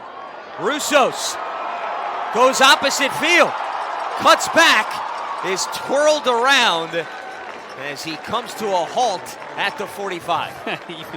Even in a little gain there, a minimal return from Russos, you could feel the excitement, whether it's you, yourself, Lance, or everybody in this crowd. When he touches the ball and has a chance to return it, you better watch, because something special is about to happen. Russos is some kick return. For the audience that does not follow Ivy League football on a regular basis, I will put you to the test to ask, you find me a more exciting college football player right now than Mike Russos. And he is getting national recognition because of how dangerous he is on any given punt or kickoff. He leads the Ivy League in average returns on both. Lenhart, another opening, and they are in Penn territory once again. Another option read from Lenhart. Instead of handing it off, he keeps it, sees open field in front of him, and a positive gain here. I mean, just look at that, making one guy miss, getting upfield. Nobody touches him to another 10, 15 yards down the field. Lenhart will throw it this time, and Robertson is immediately met by heavy traffic, including the safety for the Quakers, Tate Dottie. And think of how the Lions have dominated this game, Lance, where you're talking about minimal throws to begin with, but really minimal vertical throws. A couple of bad interceptions from Lenhart, but outside of the flea flicker to start, Lions have been throwing everything in the flat, wide receiver screens, things like that. They're essentially just running the football, short passes that should be completed and continue to move the clock. That's what they've been doing all afternoon, nothing vertical, because they don't want the offensive line to break. Trying to get players out into open space, and it looks like a flag may have come in, but no, instead another bad pass, and it's intercepted. Lenhart's third interception, and this time it's Tate Dottie, the safety. Now, there is a flag there, but because it looks like somebody was held on the pass attempt. Yeah, and it is going to be on the defense. But just as I was saying, nothing vertical, they throw it vertical down the field, and a horrible throw from Leonard. But he'll be bailed out here with the penalty. Yeah, Lenhart's intended target. That's why I immediately said they were hoping for a flag, because it looked like there was no way.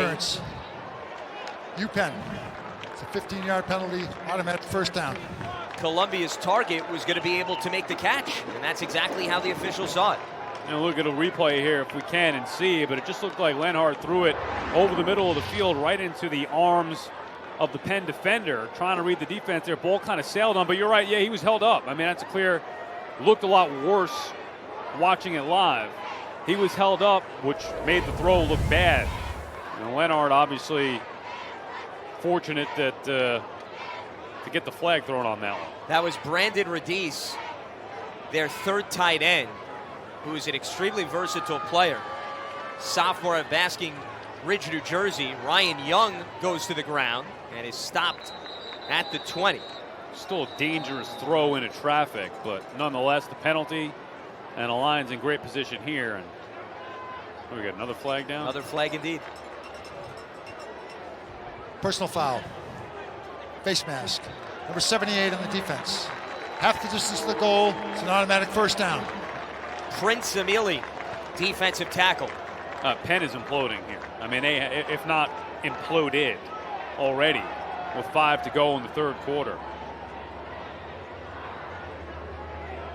Back-to-back penalties against the Quakers. 6 for 60 yards in this game.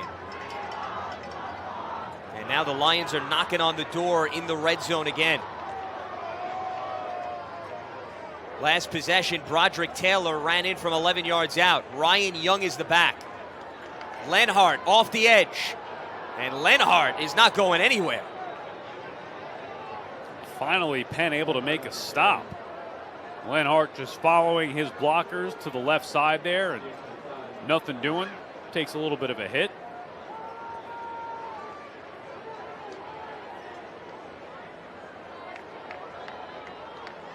As the clock continues to tick. Columbia has no complaints with that. Can Penn stop the bleeding?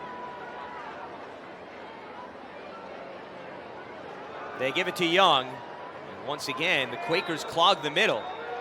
Very active up front. That was David Rizlick with the stop. No, Lance, I don't think it should be overlooked, the significance of what we're watching here.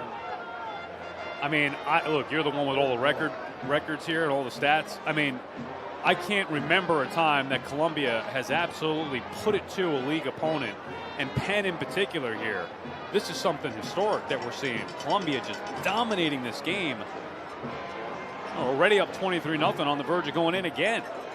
Since 1997, Sal, Columbia has one win over Penn. Right. And that was the 2017 homecoming victory here. So that spells it out, how dominant the Quakers have been. Lenhart looking into the end zone, and it is going to be caught for a touchdown. Rory Schlager, welcome to the party. Well, the dominance continues for Columbia. Didn't have success running the football on that series there. So what do? They throw it on third down. They complete for a touchdown. And about to, I can't even believe I'm going to say this, they are about to take a 30-0 lead over the Penn Quakers.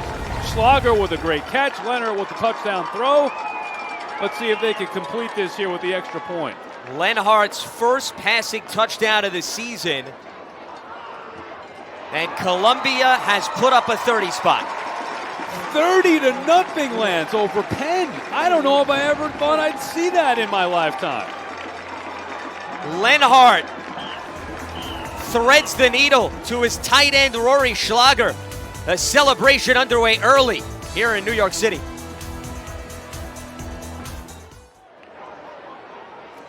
The Columbia offense has been a well-oiled machine today, Sal. Oh, it has. And for them, it's got to be refreshing here. They've struggled a little bit this year, losing 3 straight. They've obviously been building the program the last several years under Coach Al Bagnoli.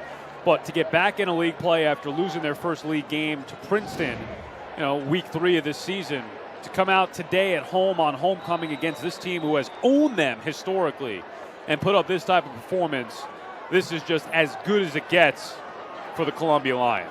This is a Columbia offense that came in averaging just over 16 points per game, last in the Ivy League, had scored 34 points combined in its last 3, and now puts up 30 alone today, and we're not even done through the third quarter. Penn had some chances to make this a game early on, even down 17-0 to get back into the game. Multiple chances, didn't take advantage of it. And you know what? Columbia taking advantage of the opponent's mistakes for a change and really putting it to them. There's Ray Priori, a frustrated head coach, given all of the mental mistakes that his team has made today. Still looking to put some points on the board. As Robinson fakes the handoff, and they're getting Abe Willows involved in things. A senior out of Austin, Texas, who missed the last 2 games due to injury. He is now the backup running back along with Trey Flowers, because Isaiah Malcolm, who is a huge spark plug for Penn, suffered a torn ACL in practice following the first game of the season. So they have had to shuffle around some personnel.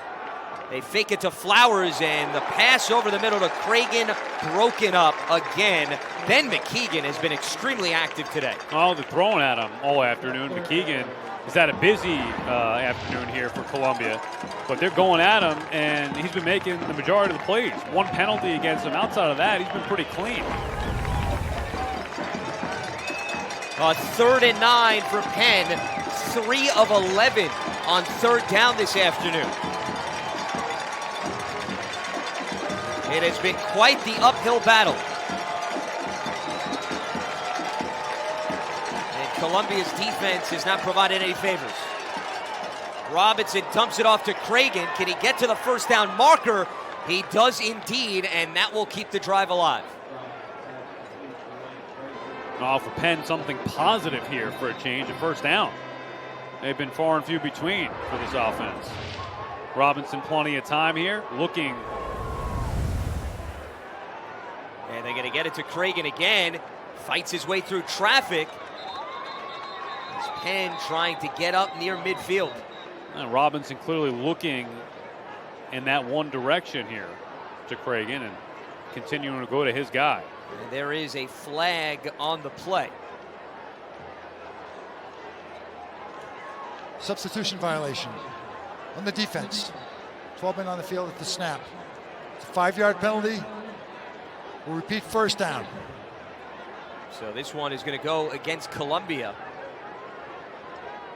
One too many bodies on the field for the defensive unit. And that'll set up a 1st and 5 now for Penn.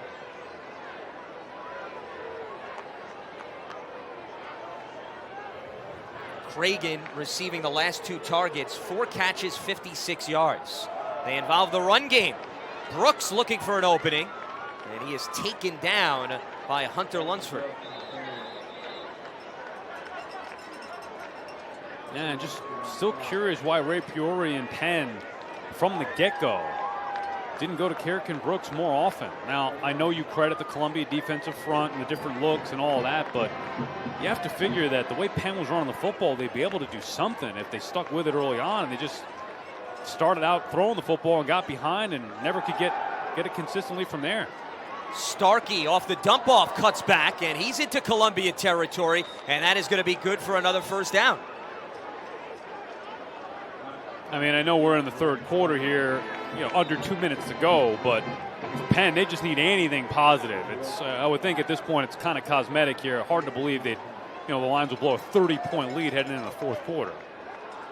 Robinson keeps it himself. He's still looking for somebody down the field and then just throws it away. This isn't Dan Quinn and the Atlanta Falcons, Lance. 28-3 in the Super Bowl. 30-0 with this coaching staff and the way they've been playing. You never want to say a game is over with a quarter to play, but Lions are in great shape here. And for Penn, you're just trying to avoid embarrassment, or should I say further embarrassment. As a Falcons fan, I thought that'd be the last thing you'd want to bring up well, in any walk of life. It just shows you that, sometimes coaching could be a big problem. Hard to blow a 28-3 lead. I've been told it's very challenging to do that. Except perhaps if you're the New England Patriots. Yeah, right. As the opponent, Brooks will set up a short yardage situation. They're going to say he was down. Will Allen ran in to scoop up the loose ball. And as you mentioned, Sal, it was startling off the top of this game when Penn, so dominant on the ground, just went to a pass-heavy attack. And a great stop here by Columbia on third down. Well, they did it to start. I'm not saying, look, you have to have balance. I'm not saying that they can't throw the football, but what I'm saying is their strength is running the football. And right from the get-go, after Columbia put up the touchdown on their opening drive, Penn came out throwing the football, and it didn't make any sense to me. And they've never been able to recover from that. It was just a snowballing effect here for Columbia, just the onslaught. 4th and 3 for Penn. 0 for 2 on 4th down today. A lively crowd letting the Quakers hear it. Robinson has time, fires over the middle, and it's incomplete. And Penn fails yet again on 4th down. Hunter Lunsford coming through. That's been going on all afternoon. I mean, it didn't matter if it was 4th and short, 4th and 5, where the ball is, their own territory, Columbia territory. Quakers been going for it on 4th down all afternoon. The Lions just continue to stop them here. Robinson had more than enough time, surveyed the field a little bit. Had one-on-one coverage there, just couldn't complete the pass. It was hard to tell from that angle. It looked like the ball may have been deflected at the line of scrimmage just as Robinson released it. So Columbia will now take over with one final play here in the third quarter.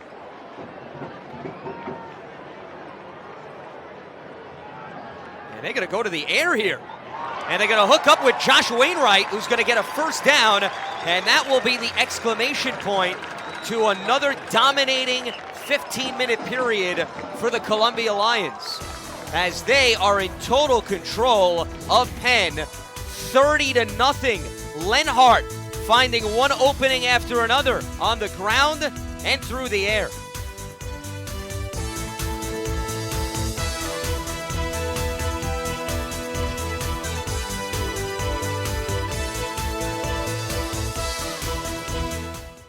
Hey everyone, I'm Mike Kowalski. I'm Kyle Matrician. And this is Megan Rojas. And in case you're not one of our millions of listeners, we're the hosts of a weekly podcast called The Roarcast. Each week, we catch up with Columbia student athletes and coaches and give you the latest info on all of our varsity programs. New episodes are posted on Mondays.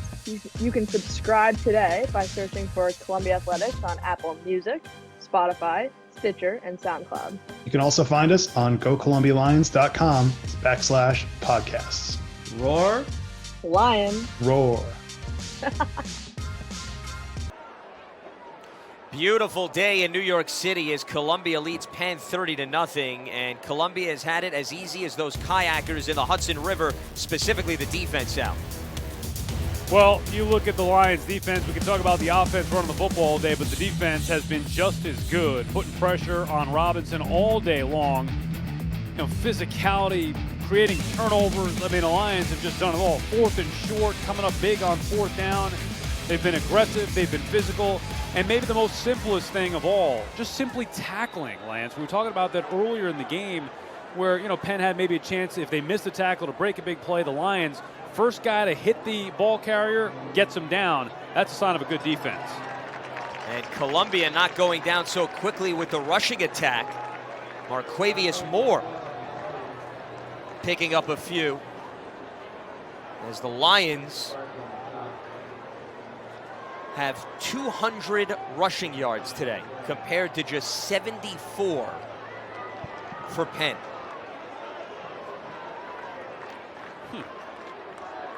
They have completely flipped the script on a Quakers team that has dominated on the ground all season long. And speaking of that, they go back to the run, and that is going to be good for a first down for the Lions. I can't tell you how many times I feel like I've been on the other side of these type of games where the game is basically out of hand, you know, midway through the third quarter, if not early in the third quarter. And here, the only thing left to happen is run the clock out. And Columbia just, you know, can't say it enough, a dominant performance here. It just hasn't happened nearly enough over the years, but this is a different team now since Coach Al Bagnoli has taken over, and I think this is one of those statement games.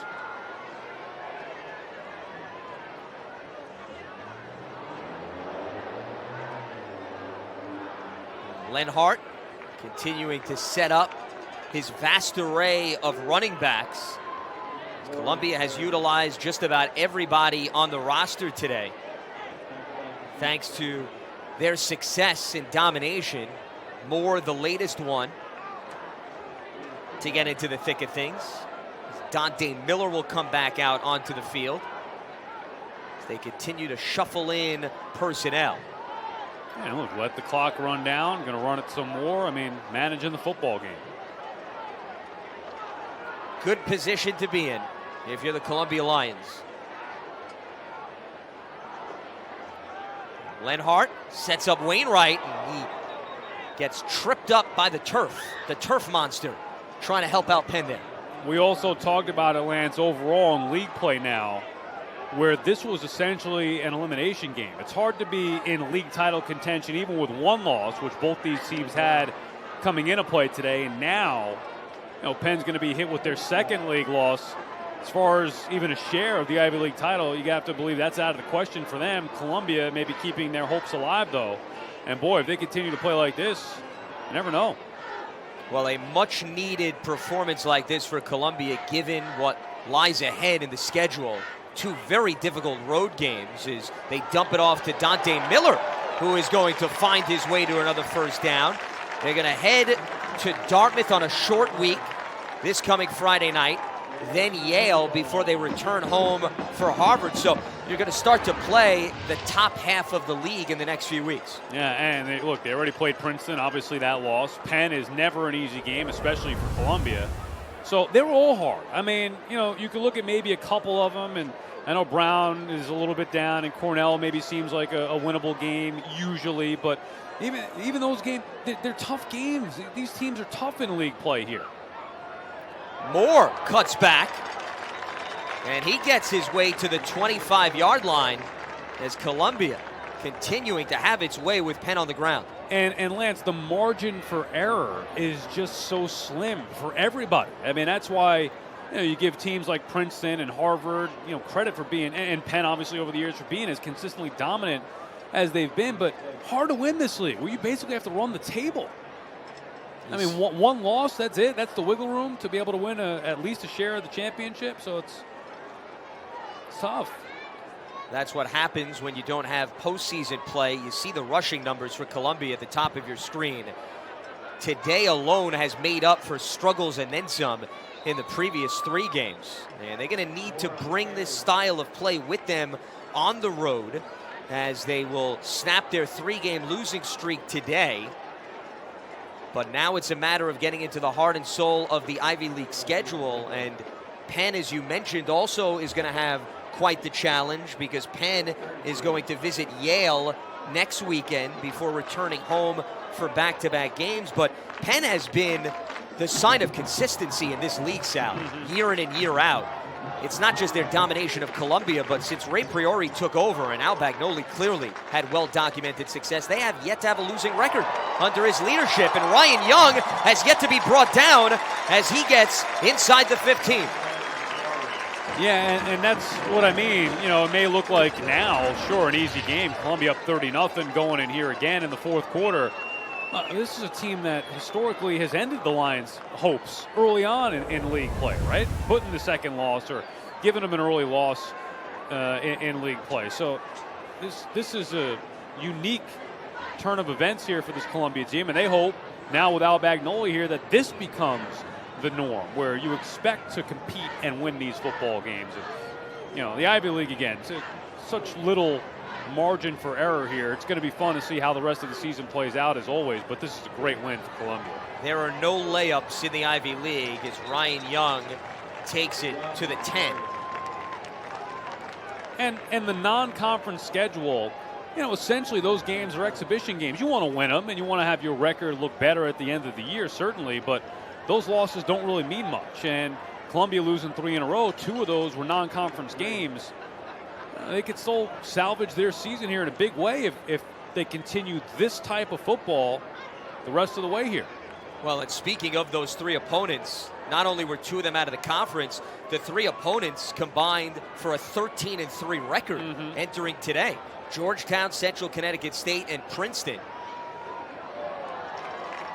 As Columbia continuing to run it up the gut, inching closer and closer to the goal line. So the Lions were tested extensively outside of their conference this season, and they played a number of athletic quarterbacks. Specifically last week, Aaron Winchester of Central Connecticut State, the transfer from Georgia State. And that's another reason why Al Bagnoli, his big concern entering this week was, are we going to answer the call he posed to his team in terms of being able to stop the run after so much struggles last week?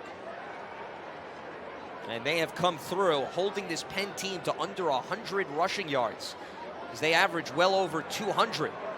Ryan Young continuing to barrel his way through traffic. The Lions are going to go in again here as Penn just cannot stop the run.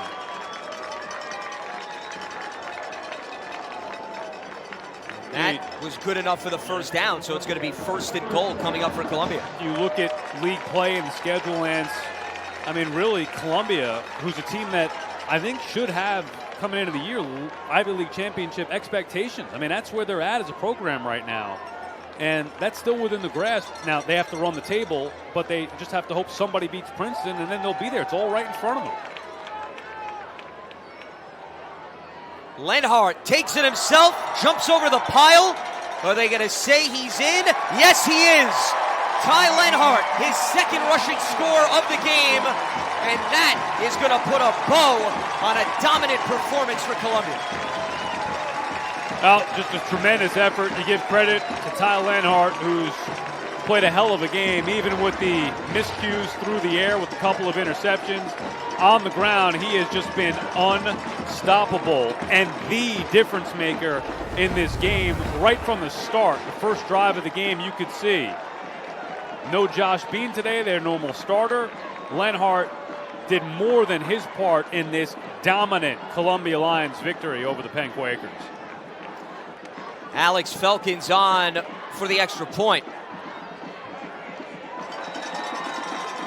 37-0 in favor of Columbia.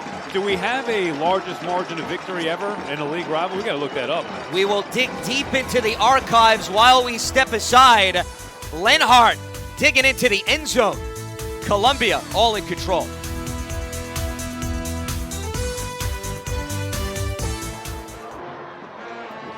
The lift scoring drive of the game, and it was impressive. 13 plays, 68 yards, and milked nearly 7.5 minutes off the clock. And that's what you want to see when you are in total control of a game, in which Columbia has leaned heavily on its rushing attack. So Felkins will kick off. Penn trying to ignite something here. Here's Dante Moore. Dante Moore is going to run into a number of Columbia defenders. And with that, we will step aside. Columbia, since the first play of the game, has not looked back. 37-0 over Penn here in the fourth. Pulitzer Prize-winning author Herman Wouk once wrote, "The best things of the moment were outside the rectangle of Columbia. The best things of all human history and thought were inside." If only you had the sense, you could spend 4 years in an unforgettably exciting alternation between two realms of magic. That doubled magic is lasting me a lifetime.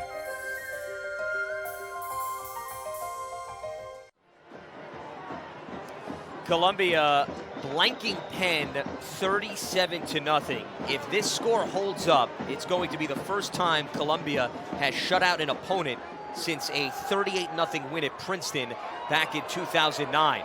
As Penn has changed quarterbacks. Robinson done for the day, and Ryan Glover now in under center. And Glover just going to get some snaps here and maybe hope to put some points on the board, Lance, like you said, to avoid the shutout. But, I mean, this has been a historic day from a Lions perspective. Breaking some records here, potentially. There's Glover's numbers coming in on the season, so he has not had many opportunities. He's going to hand off to Trey Flowers, and Flowers immediately brought down. The ball is loose. Columbia picks it up. And it's a touchdown for the Lions. They just continue to tack on as Columbia comes through in the form of Luke Adams. Wow. Just a simple run play right there for Flowers. And look, the Columbia defense, I want to see what happened here. Did they strip the ball from him? Or did that just pop loose? Look at it. You can see a couple guys in there trying to knock that thing loose. It comes out. Columbia takes it to the house. And, I mean, you could talk about tacking on, but this has been an absolute beatdown. And, I mean, with only 7 minutes to go, Lance, this is the biggest butt whooping that I've seen, and maybe in the history of these two rivals here, with Columbia having a 43-0 lead pending the extra point. That was the PG-13 version of what you really wanted to say. Well, I like my job. I don't know. As Felkins comes in for the extra point. As if Columbia's defense has not done enough today to stop Penn. They now get in the end zone. And the points continue to fly up on the scoreboard. 44-0.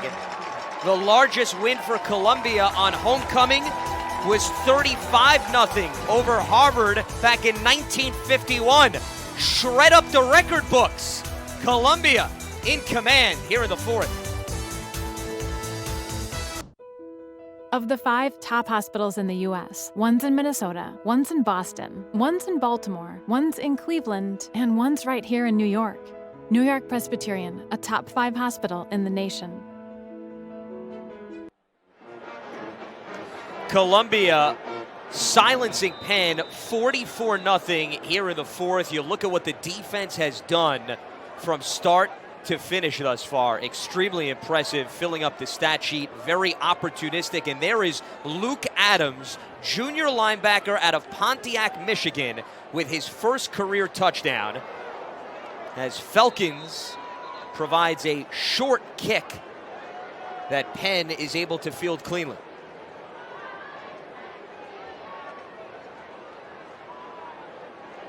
So both teams are going to have an opportunity to go deep into their depth charts. Columbia for good reasons. Penn did not necessarily anticipate this. I don't know if anybody anticipated this. I mean, I thought Columbia could contend for a league championship coming into the year. But this, I mean, the rare wins against Penn have been nearly impossible to come by. You know, fighting down to overtime in the last plays of games and things like that. But this one's been over, really looking back, since the first half.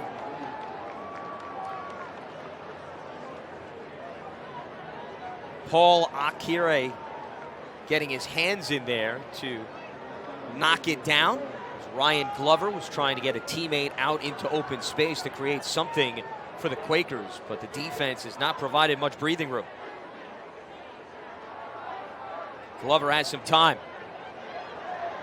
Monitoring the field, he's going to dump it off. And that may be enough for a first down by Colton Huber.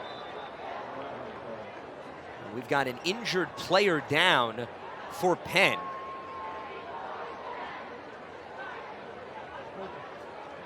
That is Ace Escobedo. Second down. Flag came in as well. Starting left guard for Penn, as you see down on the field, shaken up. He is one of 3 seniors on the offensive line. And they have had their hands full with Columbia today. So the training staff and the coaching staff attending to him. And Penn is going to be backed up. You can wipe away that Colton Huber first down as a result of the penalty.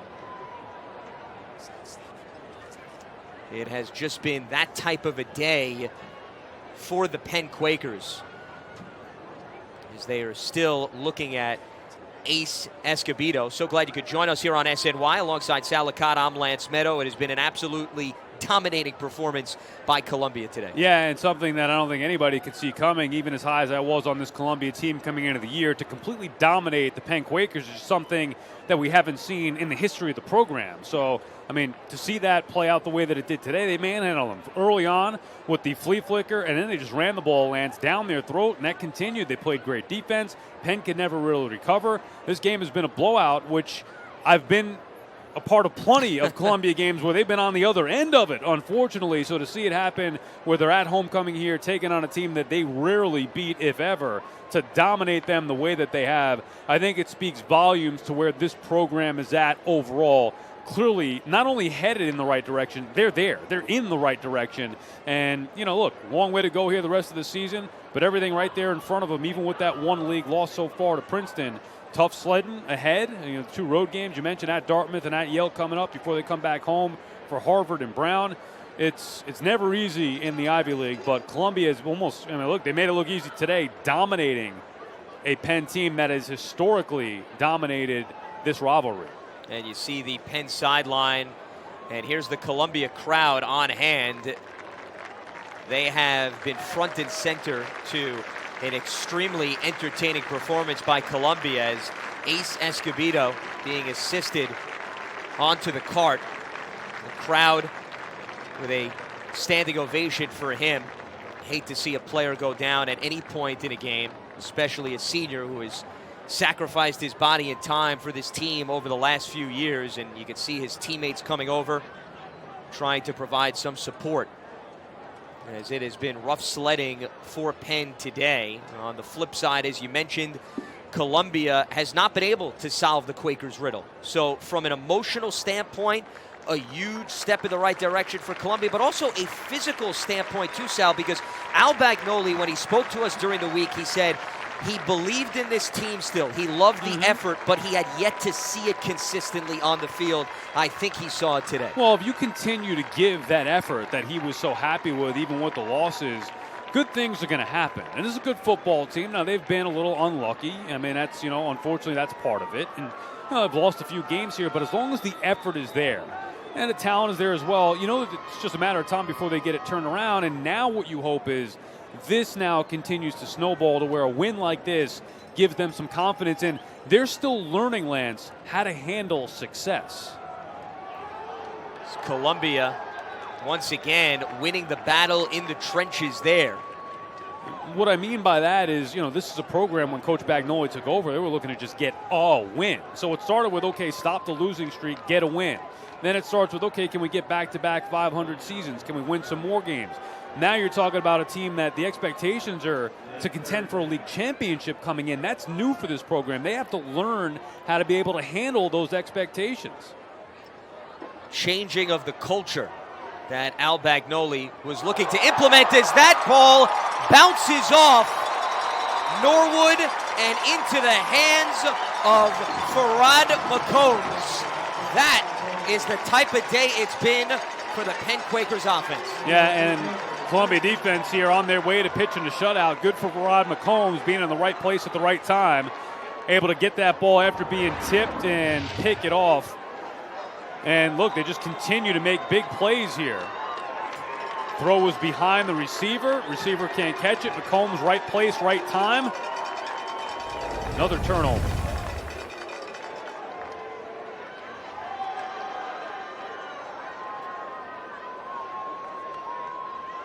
Columbia has now put Josh Bean in the game, and a mishandled handoff is going to end up in the hands of Penn. And the Quakers are going to finally get on the board with a defensive touchdown. Well, that's unfortunate for Columbia. We were hopeful they could have had the shutout. They change it up, go to Bean, and the Penn defense makes them pay right away. So good for Penn to avoid further embarrassment here, getting on the board with the defensive touchdown. And for the Lions, unfortunately, their defense had nothing to do with it. The offense allowing the points. Just a bad handoff there from Bean, or attempt at it. Connor O'Brien running it back in for a score, the senior cornerback out of California, and Penn ends the shutout as David Perkins will come on to tack on the extra point. And that one is blocked. So even when it looks like things go right for Penn, Columbia's special teams comes through. Boy, we've seen just about everything in this game, huh? Missed kick, block kicks. I mean, look at this. This wasn't even close. Boom. Will Allen. Will Allen there before he could get the kickoff, it seems. Yeah, just frustrating, though. You don't, how that happens with Josh Bean coming into the game. I don't know if they thought they had the wrong play there. Just sloppy from the get-go, turning into the Penn touchdown. And it's unfortunate because this Lions team, the defense in particular, playing so hard throughout, trying to pitch that shutout here, and they were on the verge of doing so. That's the fourth career block for Will Allen. He has had a knack for that type of a play. 44-6, Columbia still in control. Now each team with 3 turnovers. Connor O'Brien with a 50-yard fumble return for a score. Van Niels was in as the running back. Josh Bean is the quarterback. And Sal, that's what happens sometimes when you bring in new personnel late in the game, specifically a player like Niels, who has not played much. What happened here now? That ball make it to the end zone? Oh, they're calling it a safety.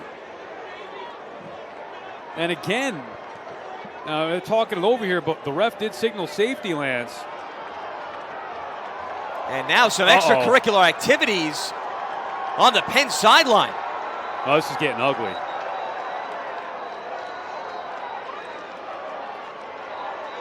Because it looked as if, Sal, Will Allen was trying to down it and then was hit in the process. Well, we'll have to see what happens here. Obviously, the flag is going to be after the play. I don't know if the ball on the kickoff reached the end zone. Allen looked like he was in the end zone, but I don't know if his whole body was or his knee was or not. That was the judgment call there. I mean, obviously, if he picks the ball up, even if it doesn't reach the end zone, and he's in the end zone, I would still think that that's a touchback, correct? Let's take a look at the replay here and see what happens, Lance. So here's Will Allen.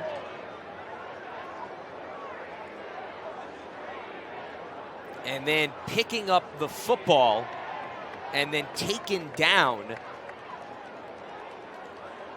It was almost as if he was trying to down it at the 1 yard line initially, and then all of a sudden, his momentum brought him back into the end zone as Penn went up for the hit. So the officials are talking things over. As you mentioned, Sal, the call on the field is a safety. Right.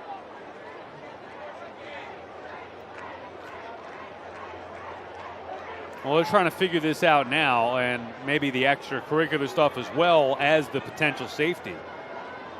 Boy, what a sloppy ending to this game. Last 5 minutes here have been torture. Because a big part of this call is where the momentum of the body is in the process. Outside of the end zone. His knees, feet, and his right hand, I believe, are in the end zone. The ruling on the field is the runner was in the end zone, touched the ball that was in the field of play. This caused that ball to become dead. The ball will be placed at the half-yard line. Oh, okay. To the unsportsmanlike conduct. Number 31. At 15-yard being forced from the dead ball spot.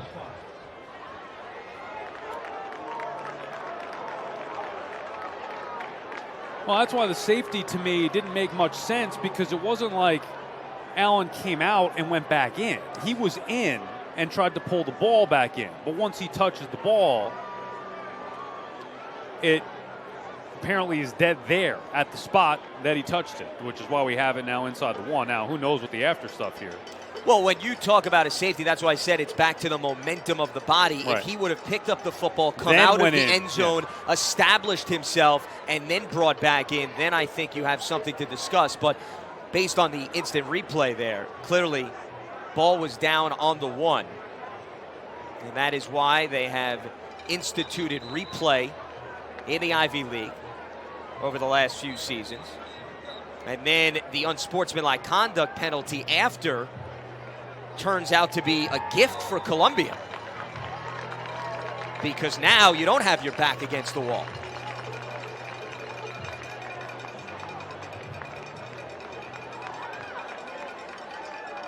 After Will Allen was taken down, everybody ran out towards the Penn sideline.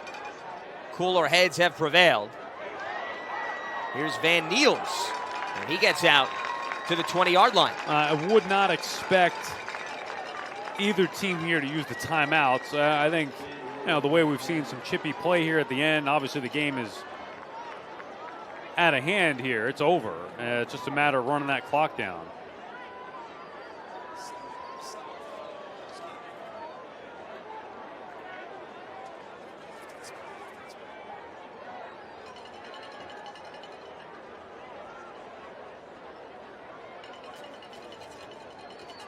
Josh Bean trying to milk as much clock as possible here. Delayed handoff to Niels, and Niels is going backwards as opposed to forwards there.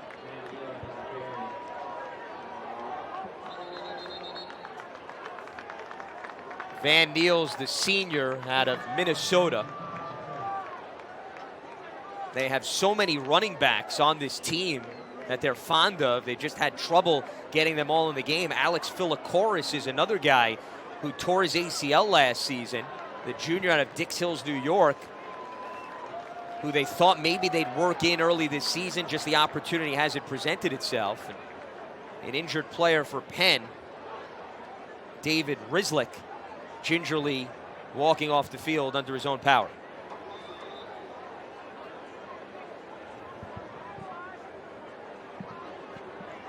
For a lopsided game, this has showcased a little bit of everything today. Yeah, turnovers, mental mistakes, penalties, skirmishes on the sideline, you name it.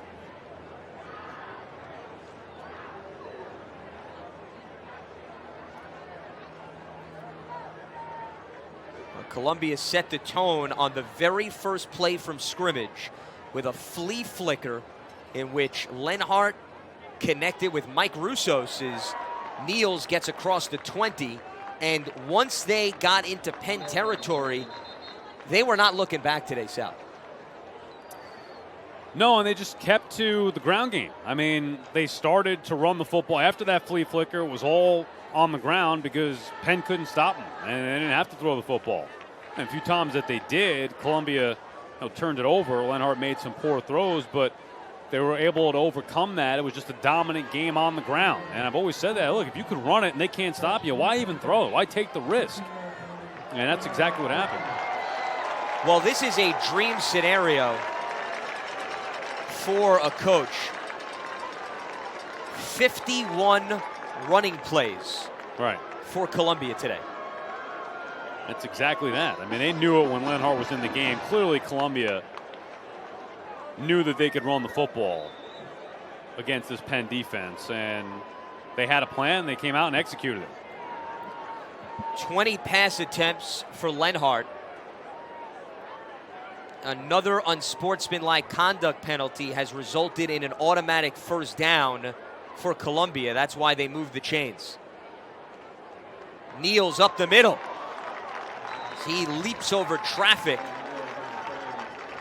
inching closer to midfield. Niels is going to get a breather.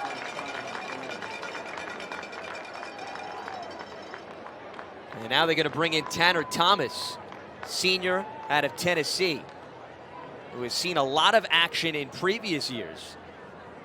As I mentioned, the one thing this team is not lacking is running backs. And he used them all today.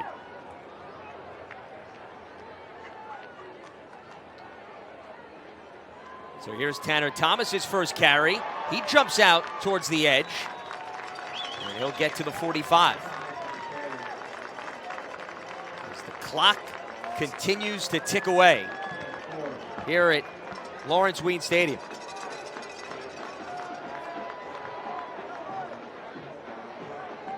Third and 1 coming up.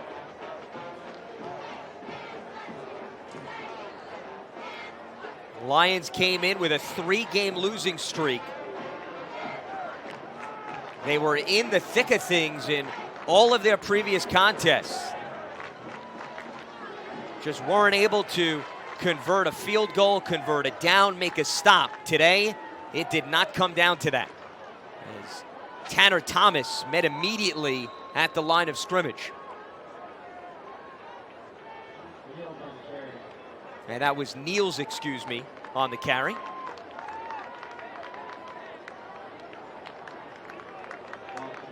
Penn will look to quickly regroup after this lopsided affair.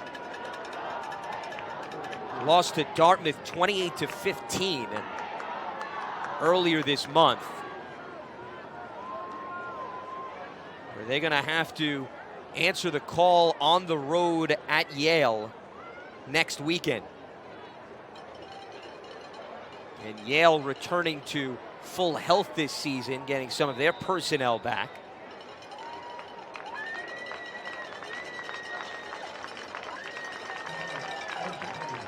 And as Columbia calling a timeout, Al Bagnoli on the sidelines against his former team. He led Penn to 9 Ivy League titles, 3 undefeated campaigns. Ray Priori served as his defensive coordinator and his associate head coach. He knows that staff on the opposite sideline very well.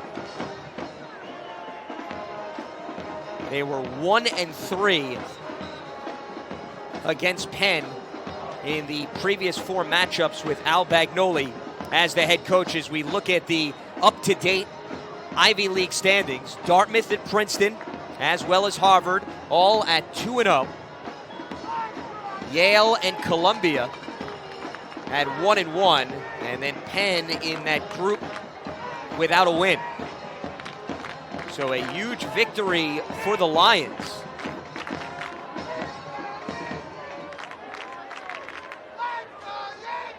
And they will punt here on 4th and 2. It'll be a fair catch as Penn will take over at the 17-yard line.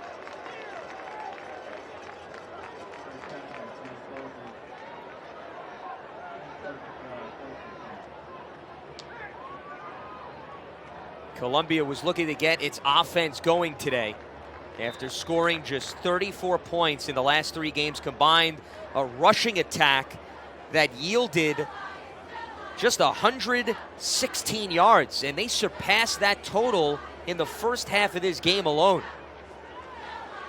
If Columbia had a checklist of things they needed to accomplish to get back on track as they enter Ivy League schedule territory, they certainly delivered in that department. Eric Marks hauls in the pass for the first down. Penn's offense has not put any points on the board. Their lone score in today's game is the result of a fumble return by Connor O'Brien from 50 yards out. Glover's going to take it himself. He's got plenty of open space, and he is going to leapfrog into a first down.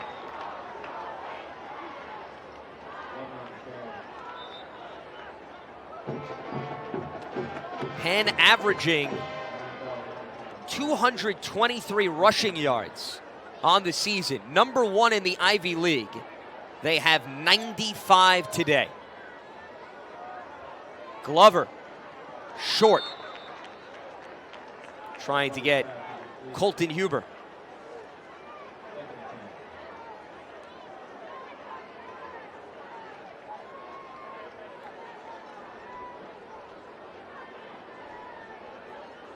Quakers 21-1 against Columbia since 1997, have won 10 of the last 11 meetings here in New York City. And Columbia has turned the tables on the Quakers as a flag comes in on this one.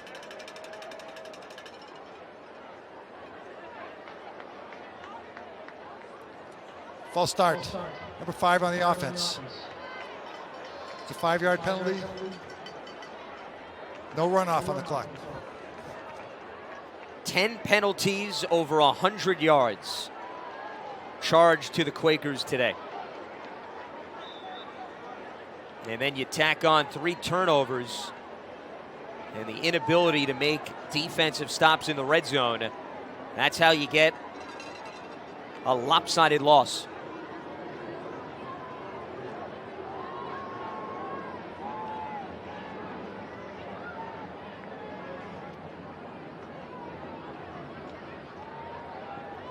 Glover surveying the field. He's going to float this one for a jump ball, and it was nearly intercepted.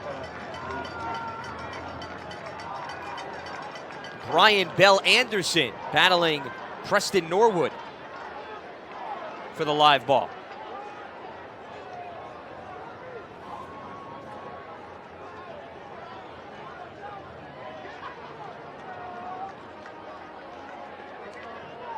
Last time Columbia ran for 200-plus yards was November 17, 2017 at Cornell, 203, 255 today.